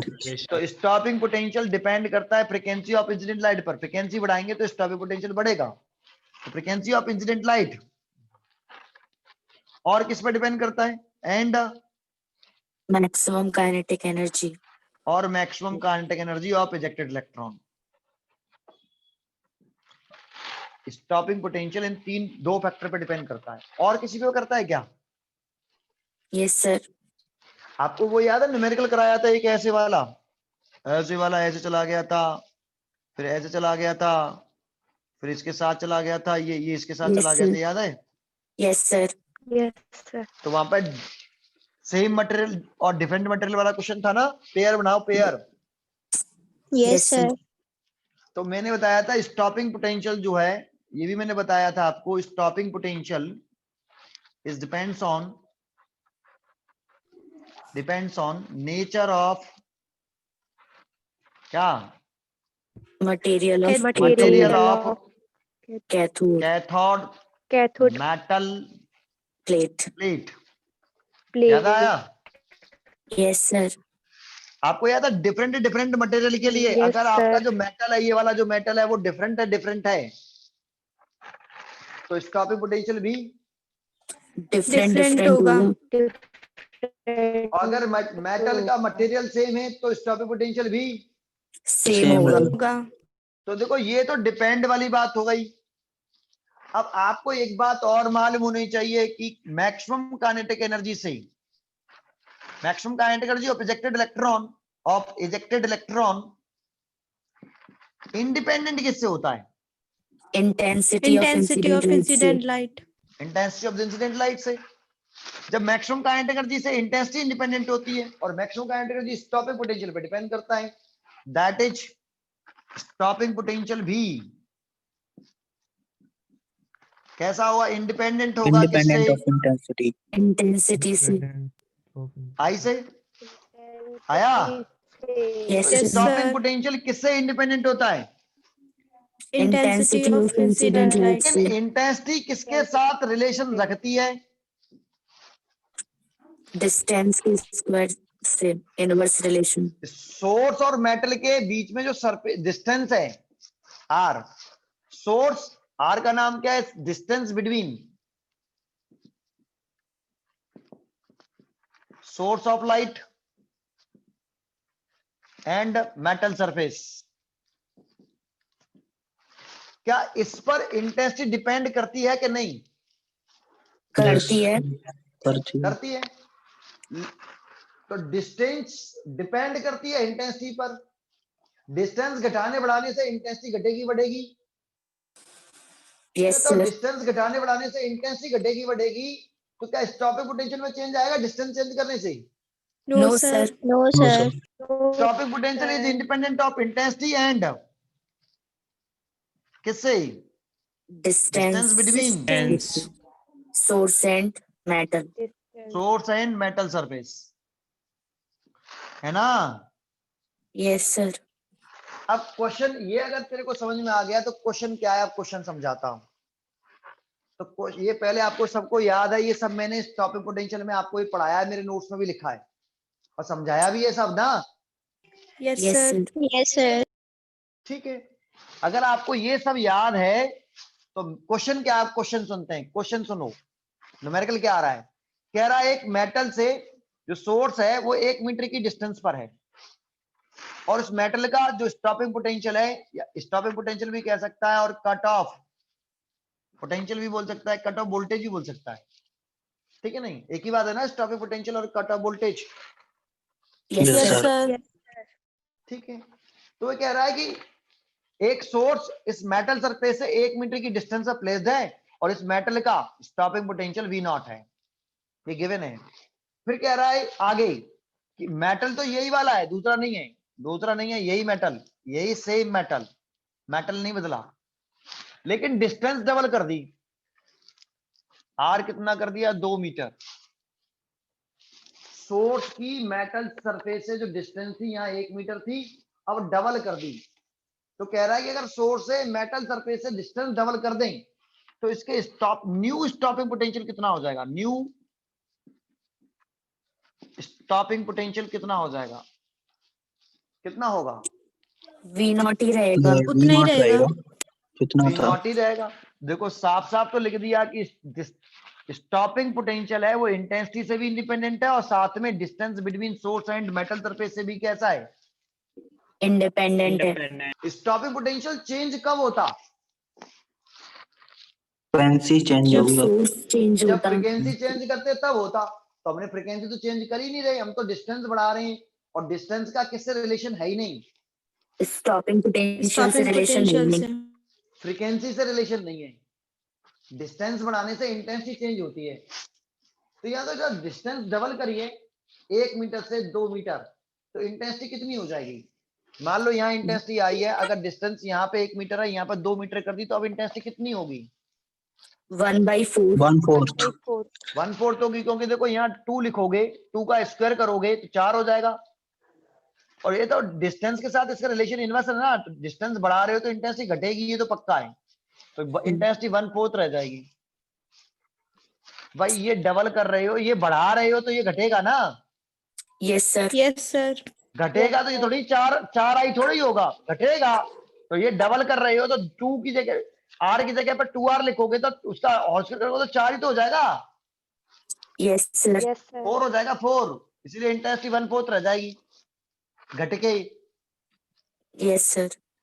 अब इंसिडेंट लाइट की इंटेंसिटी यहाँ आई थी, जैसे डिस्टेंस बढ़ाई तो इंटेंसिटी कितनी हो गई? 1/4 हो गई, लेकिन फ्रीक्वेंसी तो थोड़ी चेंज हुआ। फ्रीक्वेंसी तो सोर्स की प्रॉपर्टी किसकी है? सोर्स की Source प्रॉपर्टी है। की। Frequency is depends on source of light. Source थोड़ी चेंज किया है, सेपरेशन तो बढ़ाई है। Yes Yes, sir. sir. तो फ्रीक्वेंसी चेंज हुई है क्या? No sir. तो फ्रीक्वेंसी चेंज नहीं हुई है तो स्टॉपिंग पोटेंशियल चेंज नहीं होगा।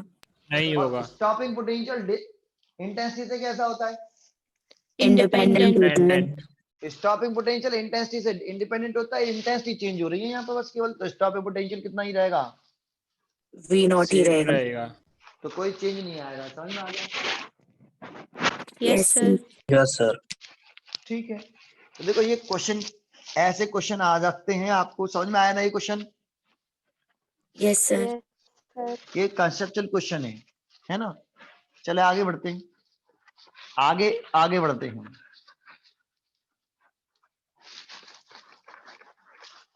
अब देखो ये पहुंच जाओ, ये हमारे पेज कंप्लीट हो गया है, 10 भी कंप्लीट हो गया पूरा और 10 हमने कंप्लीट कर लिया था। 11 कंप्लीट हो गया आपका पेज और 12 पेज कंप्लीट हो गया। 12 पेज पे पहुंच जाओ। अब 12th पेज पे पहुंच जाइए।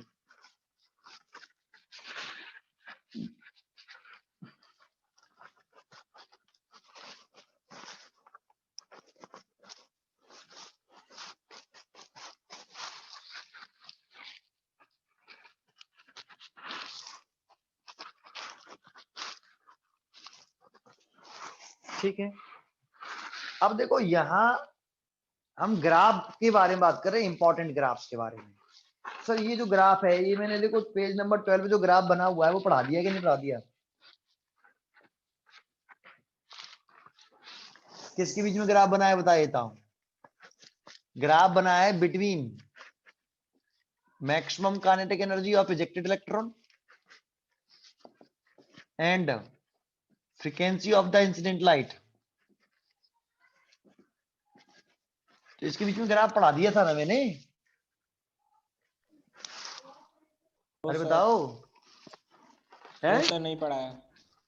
अबे लेनार्ड विल्सन में पढ़ाया था भाई। लेनार्ड विल्सन एक्सपेरिमेंट जब किया था तब पढ़ाया तो था। नहीं, अभी देख, अभी समझ में, अभी कहेगा कि हाँ पढ़ा दिया था। मैक्सिमम काइनेटिक एनर्जी में फ्रीक्वेंसी में कैसा relation? Direct relation. Direct relation. ये फ्रीक्वेंसी यहाँ और ये मैक्सिमम काइनेटिक एनर्जी। ग्राफ कहाँ शुरू करें, यहाँ से या यहाँ से? ये ग्राफ नहीं बनाया था ऐसे? यस सर, बनाया यस था। सर, बनाया था। सर और कितनी जल्दी याद आया? क्यों बनाया था याद है? Yes sir. हाँ जी, तो पढ़ा चुके हैं पीछे। अरे दो डिफरेंट डिफरेंट मेटल के लिए बनाए थे तो कैसे ग्राफ आए थे? पैरेलल। पैरेलल आए थे, slope of straight line same थे दोनों के लिए। याद आ गया? Yes sir. Yes sir. कितनी जल्दी भूल जाते हो। लेनार्ड मिलन के, जब लेनार्ड मिल्टन के एक्सपेरिमेंट्स करा रहे थे तभी पढ़ा दिया था ये ग्राफ तो। Yes sir. अब क्यों बनाया है तो बताते हैं हम क्यों बनाया है, दोहरा चाहिए समझो। पहले ये आपको ये बात तो मालूम है, ये ग्राफ हमने पढ़ाया और एक्सप्लेनेशन दे चुके हैं कि ये यहाँ से क्यों बना रहे हैं। Yes sir. अच्छा ये बताओ, ये स्ट्रेट लाइन इस जगह पे काट रहा है फ्रीक्वेंसी एक्सिस को, तो इस वाले पॉइंट को क्या बोलते हैं? Threshold frequency. इसको थ्रेशोल्ड फ्रीक्वेंसी कहते हैं, याद है आपको? Yes sir. अगर हम मैक्सिमम काइनेटिक एनर्जी और फ्रीक्वेंसी के बीच में ग्राफ बनाते हैं तो ये स्ट्रेट लाइन जो होती है फ्रीक्वेंसी एक्सिस को जिस पॉइंट पर इंटरसेक्ट करती है, फ्रीक्वेंसी एक्सिस को स्ट्रेट लाइन जिस पॉइंट पर इंटरसेक्ट करती है उस पॉइंट का नाम थ्रेशोल्ड फ्रीक्वेंसी होता है, मालूम है ना? Yes sir. और पीछे इसे बढ़ाएं ऐसे, ये क्या था याद है? Work function, Y intercept. Yes sir. Yes sir. Work function की डेफिनेशन यहीं से तो दी थी मैंने, तभी तो इसे एनर्जी बोला था। Yes sir. Yes yes sir. Sir. नहीं याद आ गया भैया। दैट मींस ये वाई इंटरसेप्ट होता है, वर्क फंक्शन। अच्छा ये मैंने इसमें भी ये भी बताया था कि ये जो है, ये क्या, इसका अगर टेन ले लें, टेन थीटा, तो वो क्या होता है? Slope of Slope straight of line. Of straight line. Slope of straight line. लेकिन कौन सी? ऐसा नहीं कि हमेशा हर स्ट्रेट लाइन के लिए। किसमें? जब हम ग्राफ बना रहे हैं किसमें? Maximum kinetic energy and frequency के बीच में। frequency. मैक्सिमम काइनेटिक एनर्जी और फ्रीक्वेंसी के बीच में ग्राफ बनाएं तो जो स्ट्रेट लाइन आती है उस स्ट्रेट लाइन का जो स्लोप होता है m tan थीटा, वो किसके बराबर होगा? h के। h का नाम क्या है? Planck constant. h का नाम? Planck's Planck constant. constant. Sir आपने पहले तो a थीटा बताया था, a के बराबर, याद है? Yes sir. Yes sir. क्योंकि लेनार्ड मिल्टन ने जो फॉर्मूला दिया था उन्होंने वो ये दिया था, लेनार्ड मिल्टन ने, याद आया?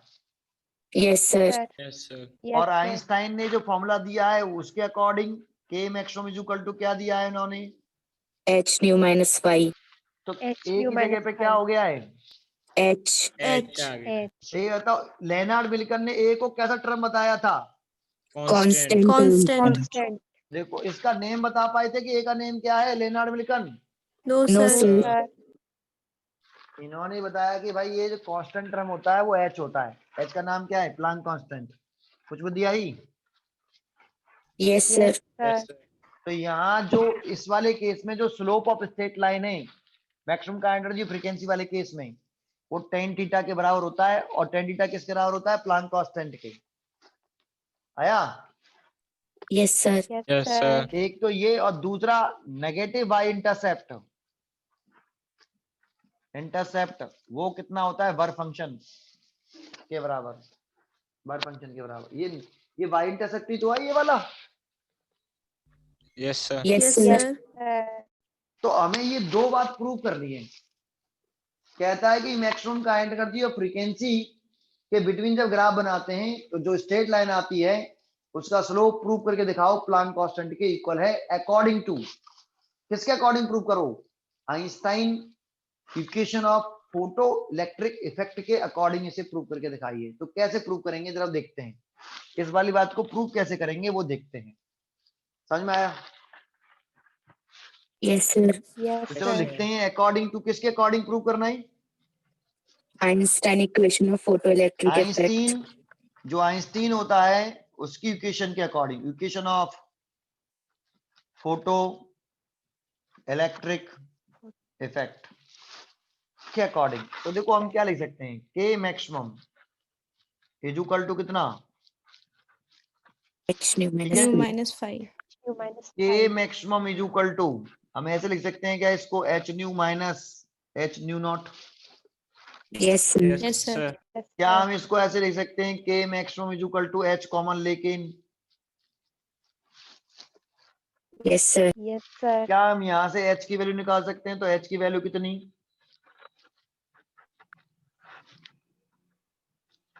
यहाँ तक आया? Yes sir. ये इक्वेशन डाल दी तो दिक्कत?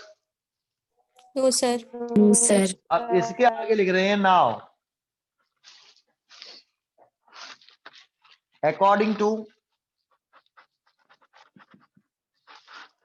Graph between maximum kinetic energy and frequency. इस ग्राफ के अकॉर्डिंग एक बात तो मान लो इस जगह पर कुछ फ्रीक्वेंसी है, ये ग्राफ किसका है? किसकी एक्सिस है? सॉरी ये फ्रीक्वेंसी Frequency. एक्सिस। तो यहाँ पे कुछ फ्रीक्वेंसी कंसीडर कर लो कि इस वाले पॉइंट पर कुछ फ्रीक्वेंसी है, और इस फ्रीक्वेंसी है तो ये फ्रीक्वेंसी न्यू नॉट से ज्यादा है कम है? ज्यादा न्यू है। नोट से ज्यादा है। इधर की तरफ है तो इस जगह पे मैक्सिमम काइनेटिक, इस वाली फ्रीक्वेंसी पर मैक्सिमम काइनेटिक एनर्जी कितनी है? के मैक्सिमम। आया? Yes sir. ये तो इस वाली फ्रीक्वेंसी पर मैक्सिमम का एनर्जी इतनी है, और इस वाली फ्रीक्वेंसी पर मैक्सिमम का एनर्जी ज्यादा होगी कम होगी? ज्यादा होगी। ज्यादा होगी। तो होनी भी चाहिए। डिफरेंट डिफरेंट फ्रीक्वेंसी के लिए मैक्सिमम का एनर्जी की वैल्यू डिफरेंट डिफरेंट होगी ना? Yes sir. Yes, sir. याद करो जब हम आई इंटेंसिटी न्यू फ्रीक्वेंसी का जब एक्सपेरिमेंट कर रहे थे तो आई इंटेंसिटी न्यू फ्रीक्वेंसी पर मैक्सिमम काइनेटिक एनर्जी वाला इलेक्ट्रॉन कितना निकाला था हमने? 5 जूल। 5 जूल का निकाला था एक्सपेरिमेंट जो कंसीडर किया था। अरे कंसीडर कर लिया था ऐसे ही, है ना? Yes sir. अब फिर याद करो जब मैंने उसकी फ्रीक्वेंसी बढ़ा दी थी, न्यू से न्यू 1 कर दी थी, तो फिर मैंने कितनी फ्रीक्वेंसी के मैक्सिमम काइनेटिक वाला इलेक्ट्रॉन निकाला था? 8 जूल। 8 जूल कंसीडर किया था। कंसीडर फ्रीक्वेंसी बढ़ाने से मैक्सिमम काइनेटिक एनर्जी बढ़ जाती है। फिर मैंने Yes, और sir. फ्रीक्वेंसी बढ़ा दी थी तो मैक्सिमम काइनेटिक का इलेक्ट्रॉन कितना था? 11 जूल। देखो 11 जूल था। तो जैसे जैसे हम फ्रीक्वेंसी बढ़ाते चले जाएंगे मैक्सिमम काइनेटिक इलेक्ट्रॉन की एनर्जी बढ़ती जाएगी। तो होनी भी चाहिए, डायरेक्ट रिलेशन है भाई। Yes sir. तो लेट कर लो कि इस वाली फ्रीक्वेंसी पर मैक्सिमम काइनेटिक का इलेक्ट्रॉन कितना है? के मैक्सिमम है। दिक्कत? No sir. ठीक है। अच्छा एक बताओ, यहाँ न्यू नॉट लिख रहा है इस जगह पे, तो इसका मतलब क्या जानते हो? यहाँ से ये न्यू नॉट है यहाँ तक। अगर यहाँ न्यू नॉट लिख रहा है तो यहाँ से ऑरिजिन से यहाँ तक ये क्या है? New not. और यहाँ न्यू लिख रहा है तो इसका मतलब है यहाँ से ऑरिजिन से ये कितना है? न्यू। इस बात को समझ लो। अगर आपको समझ में नहीं आया तो याद करो, मैंने ऐसे बताया था, ये फ्रीक्वेंसी है, ये ऑरिजिन है, तो यहाँ पे तो 0, यहाँ 1, यहाँ 2, यहाँ 3, यहाँ 4, यहाँ पर 5। याद आया? Yes sir. तो यहाँ 1 लिख रहा है, इसका मतलब यहाँ से यहाँ तक की वैल्यू 1 1 है। हर्ट्ज है, एक 1 है। और यहाँ से यहाँ तक की 2 हर्ट्ज। 2 हर्ट्ज। 2 हर्ट्ज है, और यहाँ से यहाँ तक की 3 3 हर्ट्ज। हर्ट्ज। अब ये थोड़ी है कि ये 3 हर्ट्ज है भाई, ये 1 हम्म। हर्ट्ज है, ये 2 हर्ट्ज हो गई, ये 3 हर्ट्ज हो गई, ये 4 हर्ट्ज हो गई। जैसे यहाँ से डिस्टेंस ऐसे तो कर रहे हैं हम इधर, यहाँ पर यस सर। 0 है, यहाँ पर 0 है, यहाँ 1 है, यहाँ 0 हर्ट्ज है, यहाँ 1 हर्ट्ज है, यहाँ 2 हर्ट्ज है, यहाँ 3 हर्ट्ज है, तो यहाँ 3 हर्ट्ज है, इस जगह पे 3 लिखा, तो 3 हर्ट्ज तो यही है ना इतनी। Yes sir. समझ में आ गया? Yes sir. Yes sir. तो यहाँ न्यू नॉट लिख रहा है, तो यहाँ से यहाँ तक ये न्यू नॉट हो गया, और यहाँ से यहाँ तक ये न्यू हो गया। दिक्कत? No sir. नो तो इस सर। ग्राफ के according, according to graph between maximum kinetic energy and frequency, इस ग्राफ के अकॉर्डिंग अगर यहाँ ए डाल लूं, यहाँ बी डाल लूं, यहाँ सी, तो आपको ट्राइंगल एबीसी दिख रहा होगा। Yes sir. इस ट्राइंगल एबीसी में tan थीटा निकाल सकता हूँ। tan theta is equal to perpendicular बटे बेस। बेस तो परपेंडिकुलर कितना, BC। और बेस कितना। AB। अब बताओ, जैसे यहाँ न्यू नॉट लिख रहा था, तो यहाँ से यहाँ तक ये न्यू नॉट था, यहाँ न्यू लिख रहा था, यहाँ से यहाँ तक न्यू था, यहाँ के मैक्सिमम लिख रहा है, तो यहाँ से यहाँ तक ये। K maximum। मैक्सिमम। तो बीसी की वैल्यू कितनी है, ये वाली? के K मैक्सिमम। maximum। तो एक बीसी की वैल्यू तो के मैक्सिमम हो गई, और एबी की वैल्यू, एबी की value, new minus new new minus not. New not. देखो हमें ये चाहिए वैल्यू, ये वाली, ये तो इतनी इतनी वैल्यू न्यू है, और इतनी वैल्यू न्यू नॉट है, ये न्यू है और ये न्यू नॉट है, तो ये कितनी हो जाएगी? New new minus minus new new not. Not. ये देखो ऐसे, ये इक्वेशन नंबर मैंने 2 बना ली। तो देखो एक इक्वेशन तो इस ग्राफ से बनाई है मैंने, ये वाली tan थीटा की, और एक इक्वेशन मैंने आइंस्टाइन की इक्वेशन से बनाई है, ये रही। अब इस इक्वेशन को देखो, ये वाली वैल्यू देखो और ये वाली वैल्यू देखो, कैसी है? सेम। सेम। तो अगर ये और ये सेम है, तो h और tan थीटा भी तो बराबर होगा।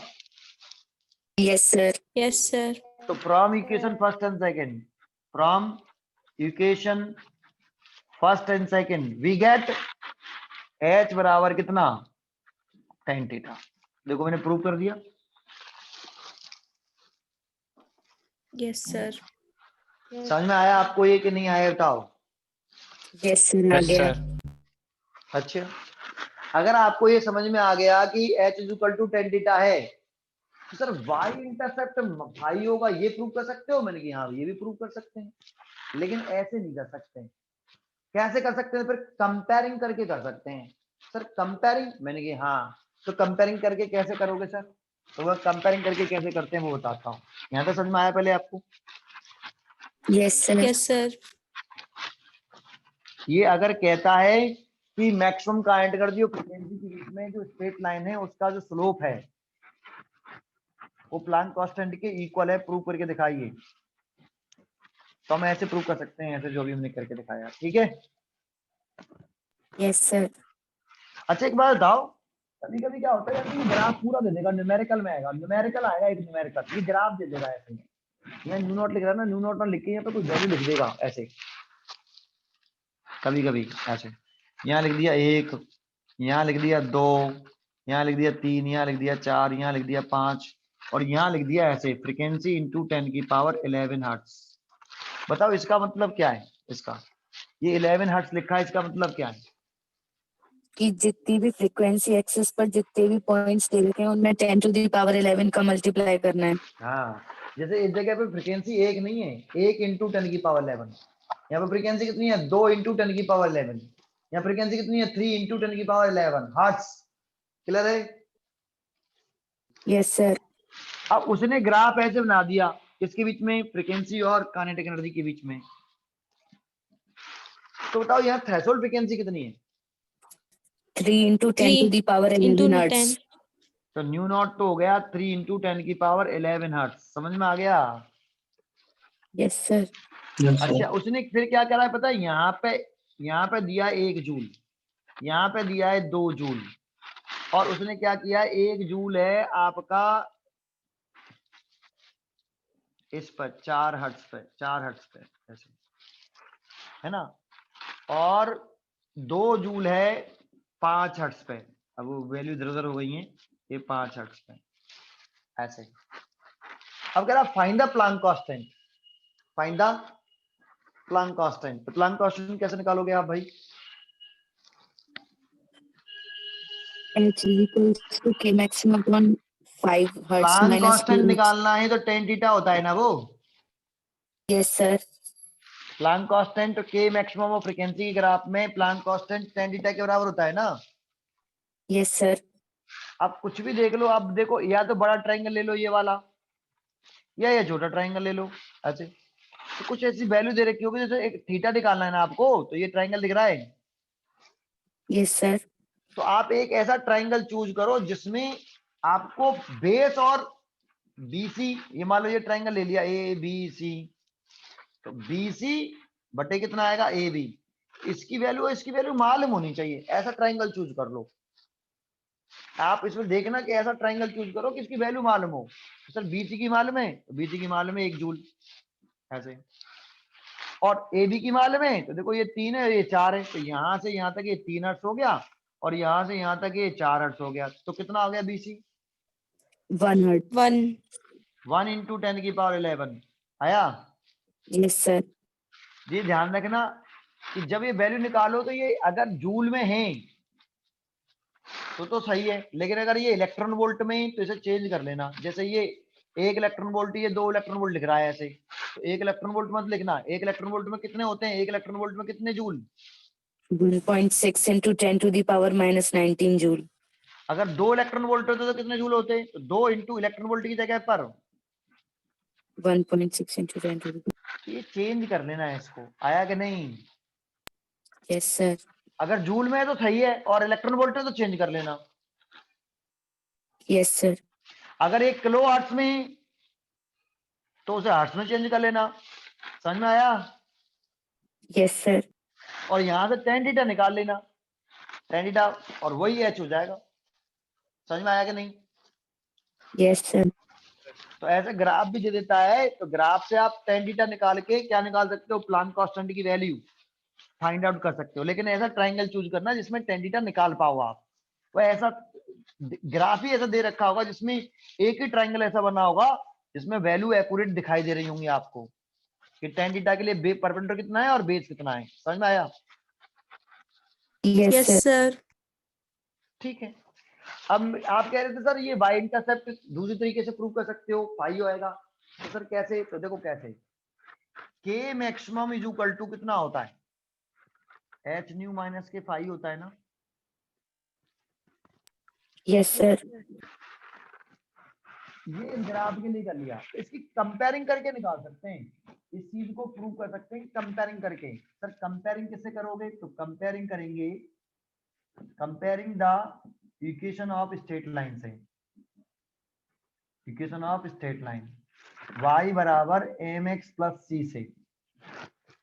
आया? Yes, देखो sir. ये इस वाली इक्वेशन के लिए ग्राफ यही तो है।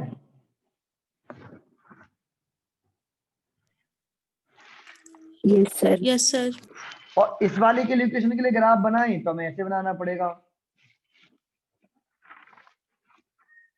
ये y इंटरसेप्ट नेगेटिव आएगा c, ये tan थीटा आएगा, ये y एक्सिस लिखेंगे और ये x एक्सिस। तो अब ये तो यहाँ y लिख रहा है, इस ग्राफ में देखो ये इक्वेशन में y लिख रहा है और ग्राफ में y की पोजीशन ये रही। ऐसे इक्वेशन में k मैक्सिमम लिख रहा है, y की जगह पे दिख रहा है, और ग्राफ में Yes, sir. इक्वेशन ये रही। तो y की कंपेयरिंग k मैक्सिमम से करी जा सकती है, नहीं की जा सकती?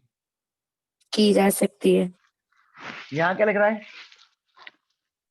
न्यू।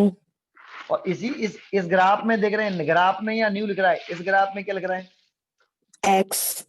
तो न्यू की कंपेयरिंग किससे की जा सकती है? एक्स से। एक्स से करी जा सकती है। तो एम की कंपेयरिंग किससे की जाएगी? एच से। H. तो M is equal to H हो गया। Yes sir. और एम क्या चीज है? Slope of straight line. Slope of straight line था, तो tan थीटा बराबर एच हो गया कि नहीं? Yes sir.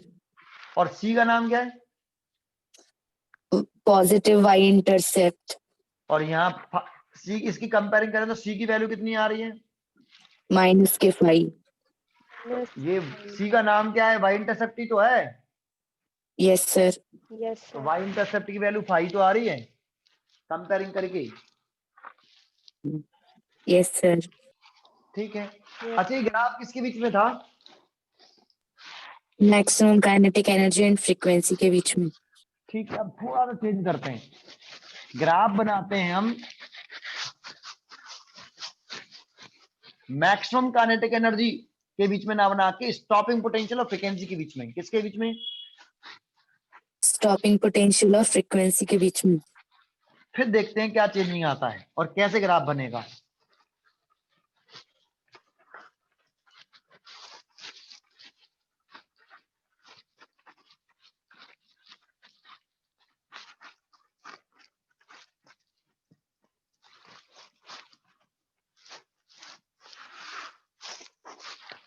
अब ग्राफ बना रहे हैं बिटवीन स्टॉपिंग पोटेंशियल, इंपॉर्टेंट है काफी, है important, and frequency of the incident light. एक बात बताओ, kinetic energy, maximum kinetic energy का फ्रीक्वेंसी के साथ कैसा रिलेशन था? Direct relation. तो इसका ग्राफ जब हमने बनाया फ्रीक्वेंसी का मैक्सिमम काइनेटिक एनर्जी के साथ, तभी एच तो बनाया था, और जहां ये कट कर रहा है तो ये न्यू नॉट, इसको आगे डालिया तो ये वर्क फंक्शन, ये तो बनाया था। Yes, sir.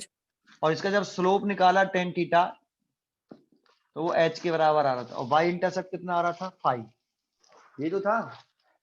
Yes, sir. लेकिन अब वो ग्राफ बनवा रहा है किसके बीच में? फ्रीक्वेंसी के और Stopping potential. Stopping potential frequency के बीच में। तो फ्रीक्वेंसी का ऐसे तो रिलेशन भी होता है ना स्टॉपिंग पोटेंशियल के साथ। Yes, Yes, sir. sir. Stopping potential का फ्रीक्वेंसी के साथ कैसा रिलेशन है? Direct. Direct. Relation. जैसा काइनेटिक एनर्जी के साथ था वैसे स्टॉपिंग पोटेंशियल के साथ भी है, दिख रहा है? Yes, sir. तो स्टॉपिंग पोटेंशियल और फ्रीक्वेंसी का ग्राफ कैसे बनेगा? ये भी ऐसे ही बनेगा। दोनों में कोई डिफरेंस दिख रहा है अभी तक? No, sir. बस इतना दिख रहा है कि यहाँ पे मैक्सिमम काइनेटिक एनर्जी लिख रहे हो सर आप, और यहाँ पे स्टॉपिंग पोटेंशियल लिख रहे हो। ये मैक्सिमम काइनेटिक एनर्जी और फ्रीक्वेंसी के बीच में ग्राफ है, और ये स्टॉपिंग पोटेंशियल और फ्रीक्वेंसी के बीच में ग्राफ है। अच्छा, ये स्ट्रेट लाइन इसको यहाँ काटती थी फ्रीक्वेंसी एक्सेस को, तो ये कौन सा, इसको क्या बोलते थे हम? Threshold Threshold frequency. frequency. Stopping potential वाले ग्राफ में ये स्ट्रेट लाइन जब यहाँ काटेगी तो अभी भी इसे थ्रेशोल्ड फ्रीक्वेंसी बोलेंगे, कुछ और बोलेंगे? थ्रेशोल्ड फ्रीक्वेंसी ही बोलेंगे। Yes, sir. भाई ये किसका ग्राफ है? ये फ्रीक्वेंसी एक्सिस का, तो ग्राफ फ्रीक्वेंसी एक्सिस का, तो फ्रीक्वेंसी एक्सिस ही रहेगी। Yes, sir. ठीक है, लेकिन इसको आगे बढ़ाएंगे पीछे, जानते हो ये जो वैल्यू होगी ये तो ऑरिजिन हो गया, ऑरिजिन। तो ये 5 होता था पहले, यहां से यहां तक 5, वाई इंटरसेप्ट 5 होता था, इसमें नेगेटिव वाई इंटरसेप्ट जो होता था वो 5, लेकिन अब ये 5 नहीं होगा, ये नेगेटिव वाई इंटरसेप्ट 5/e होगा। कितना होगा? 5/E. 5/E. इस स्टॉपिंग पोटेंशियल और फ्रीक्वेंसी के ग्राफ में जो नेगेटिव वाई इंटरसेप्ट आता है वो -5/e होता है, जबकि मैक्सिमम काइनेटिक एनर्जी फ्रीक्वेंसी के ग्राफ में जो वाई इंटरसेप्ट आता है, यहाँ जो वैल्यू होती है वो 5 होता है, वर्क फंक्शन के बराबर होता है, वाई इंटरसेप्ट वर्क फंक्शन के बराबर। लेकिन इसमें जो आपका जो इसमें नेगेटिव वाई इंटरसेप्ट आता है इसमें स्टॉपिंग पोटेंशियल में, वो वर्क फंक्शन के बराबर नहीं होता। Negative Y intercept 5/e, e elementary charge 1.6 10 power से 19 कूलम। समझ में आता है? Yes, sir. अरे क्यों होगा बताऊंगा अभी यार, कभी ये भी बताऊंगा कि ये क्यों आया भाई 5/e। अरे पहले कंपेयरिंग करो यार, ठीक है? Yes, sir. तो और कोई डिफरेंस? मैंने कहा हाँ और भी डिफरेंस है, ये थीटा निकालेंगे। अगर आप इसमें स्लोप निकालते हो, जानते हो इसमें स्लोप और इसमें स्लोप में क्या अंतर आया? ये मैक्सिमम काइनेटिक एनर्जी और फ्रीक्वेंसी का ग्राफ था, तब स्ट्रेट लाइन का स्लोप था। ये स्टॉपिंग पोटेंशियल और फ्रीक्वेंसी का ग्राफ है, तब स्ट्रेट लाइन का स्लोप है। तो ये जो स्लोप आता है वो h/e के बराबर आता है। यहाँ पे स्लोप प्लांक कांस्टेंट के बराबर आ रहा है, लेकिन वहां पे slope h over e Planck constant divided by elementary charge के बराबर आता है। अंतर क्या आया, समझ में आया? Yes sir. लेकिन यहाँ पे ये कितना आता है, स्टॉप थ्रेशोल्ड फ्रीक्वेंसी आती है, यहाँ पे भी थ्रेशोल्ड फ्रीक्वेंसी, यहाँ चेंज मत कर देना। Yes sir. पहले ये समझ में आया? Yes sir. Yes, sir. इसमें sir. और इसमें कंपेयरिंग समझ में आई? Yes sir. अच्छा चलो सर, इसको प्रूव करके दिखा दोगे tan theta h over e कैसे, जैसे ये प्रूव किया था tan थीटा r h, ऐसे से प्रूव कर दोगे? मैंने कि प्रूव कर देंगे। कैसे करोगे सर? तो करते हैं according to Einstein equation of photo, ये जो शुरू किया था वो भी, यस सर। और इसका डेरिवेशन भी तो यहीं से शुरू किया था, इसका डेरिवेशन Yes, भी यहीं से sir. शुरू होगा। Yes, sir. तो k maximum is equal to कितना? h nu minus 5। क्या k मैक्सिमम रखना है कि स्टॉपिंग पोटेंशियल लाना है? स्टॉपिंग Stopping पोटेंशियल potential लाना है। तो इसीलिए इसकी वैल्यू पुट कर दो। k मैक्सिमम की वैल्यू याद है ना आपको? k maximum is equal to कितना होता है? e into stopping EV. Potential. Yes sir. इसकी वैल्यू लिख दो h न्यू माइनस इसकी वैल्यू लिख दो h न्यू नॉट। ये थ्रेशोल्ड फ्रीक्वेंसी, ये स्टॉपिंग पोटेंशियल है, ये कैपिटल लिख रहा हूं, ठीक है? Yes Yes, sir. sir. h common ले लो, न्यू माइनस के nu naught, E V naught, इसको इसके नीचे, इसको इसके नीचे, तो we not over new minus new not, इसको इसके नीचे ले आए और ई को इसके नीचे ले आओ। दिक्कत है क्या यहां तक? No, sir. No sir. ठीक है। अब एक किसे करते हैं, according to graph between stopping potential and frequency से करते हैं। यहाँ पे एक फ्रीक्वेंसी मान लेते हैं कि न्यू है, तो इस जगह पर एक स्टॉपिंग पोटेंशियल होगा, होगा? Yes Yes, sir. sir. ये A मान लेते हैं, ये B मान लेते हैं, ये C। तो यहां से यहां तक की ये न्यू नॉट होगी, यहां से यहां तक की ये न्यू होगी। अब ये frequency axis, kinetic energy axis नहीं है, स्टॉपिंग पोटेंशियल वाला एक्सिस, तो यहां से यहां तक ये क्या होगा? Yes sir. Stopping potential. तो tan थीटा निकाल लो ट्रायंगल एबीसी में, ऐसे तो किया था वो भी यार। ट्रायंगल एबीसी में tan थीटा निकाल लें, Yes, sir. तो tan theta is equal to perpendicular हो गया बीसी और बेस,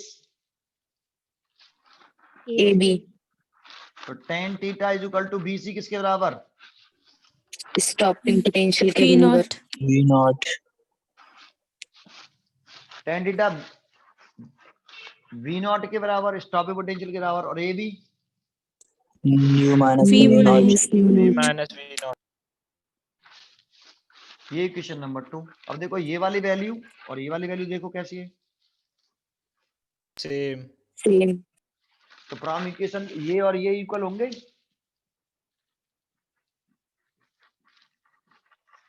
tan थीटा किसके बराबर आएगा? एच अपॉन ई। तो समझ में आ गया डिफरेंस क्या है? प्रूफ किया, प्रूफ समझ में आया?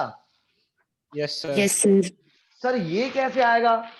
तो ये से तो कंपेयरिंग से कर सकते हैं, तो सर करके दिखाना कंपेयरिंग कैसे करोगे? तो मैंने कहा अच्छा कंपेयरिंग करनी है तो लिखो फिर द्वारा से k मैक्सिमम बराबर h nu minus k five. तो देखो क्या यहाँ k मैक्सिमम है? No sir. No, sir. v naught है, तो यहाँ पे v नॉट चाहिए हमें। v नॉट कैसे लिखे आए? v naught is equal to, ऐसे लिख सकते हैं क्या? Yes, sir. Yes sir. एक बार इसके नीचे एक बार इसके नीचे लिखे तो ऐसे तो लिख सकते हैं, ऐसे h ओवर e और 5 ओवर e, e एलसीएम ले लो तो Yes, आगे बढ़ sir. जाएगा, देखो कर सकते हैं। Yes, sir. अब इसकी कंपेयरिंग करें, comparing the equation of straight line, equation of straight line, y बराबर mx प्लस सी, ठीक है? Yes sir. ये तो ऑरिजिन हो गया, ये y एक्सेस हो गई, ये एक्स एक्सेस हो गई, ये वाई इंटरसेप्ट होता है, और इसका जो स्लोप होता है वो टेन थीटा होता है। ठीक है, अच्छा एक बताओ, यहाँ वाई एक्सेस की जगह पर क्या है? यहाँ देखो इस डायग्राम में वाई एक्सेस है तो यहाँ वाई है, इस डायग्राम में यहाँ क्या है? V naught. V naught. Stop यहाँ and वी finish. नॉट भी तो है, देखो जस्ट बिल्कुल सेम, देखो यहाँ वाई दिख रहा है तो यहाँ वाई है। इस ग्राफ में ये वी नॉट है तो यहाँ वी नॉट ही होना चाहिए, ई नहीं होना चाहिए इसके साथ।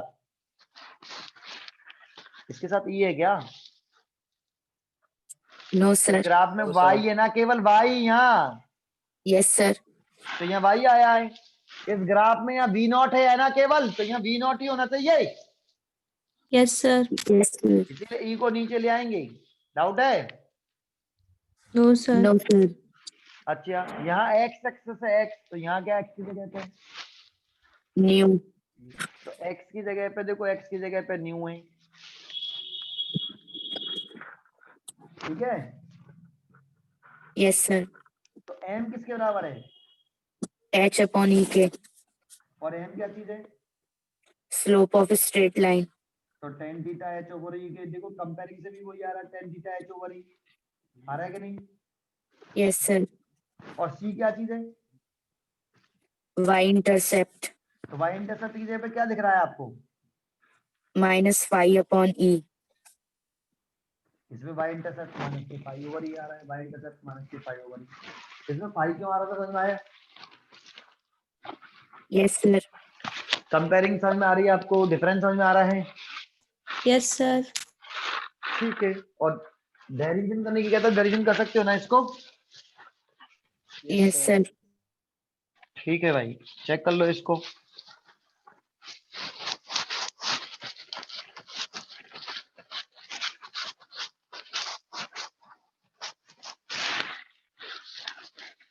एक 2 मिनट और पढ़ाते हैं, फिर छोड़ते हैं।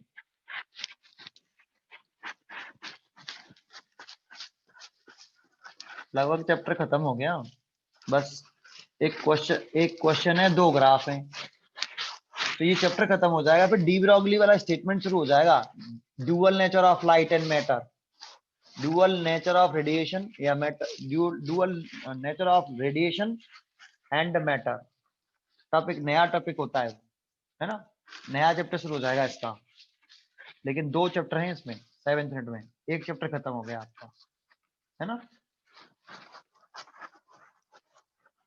तो आपको मैं अभी इसके न्यूमेरिकल सेंड कर दूंगा, एक खत्म ही हो गया, बस 2 छोटे छोटे पॉइंट रह गए हैं, उसे हम कल ही करेंगे, अब नहीं कर रहे, है ना, कल करेंगे उसको।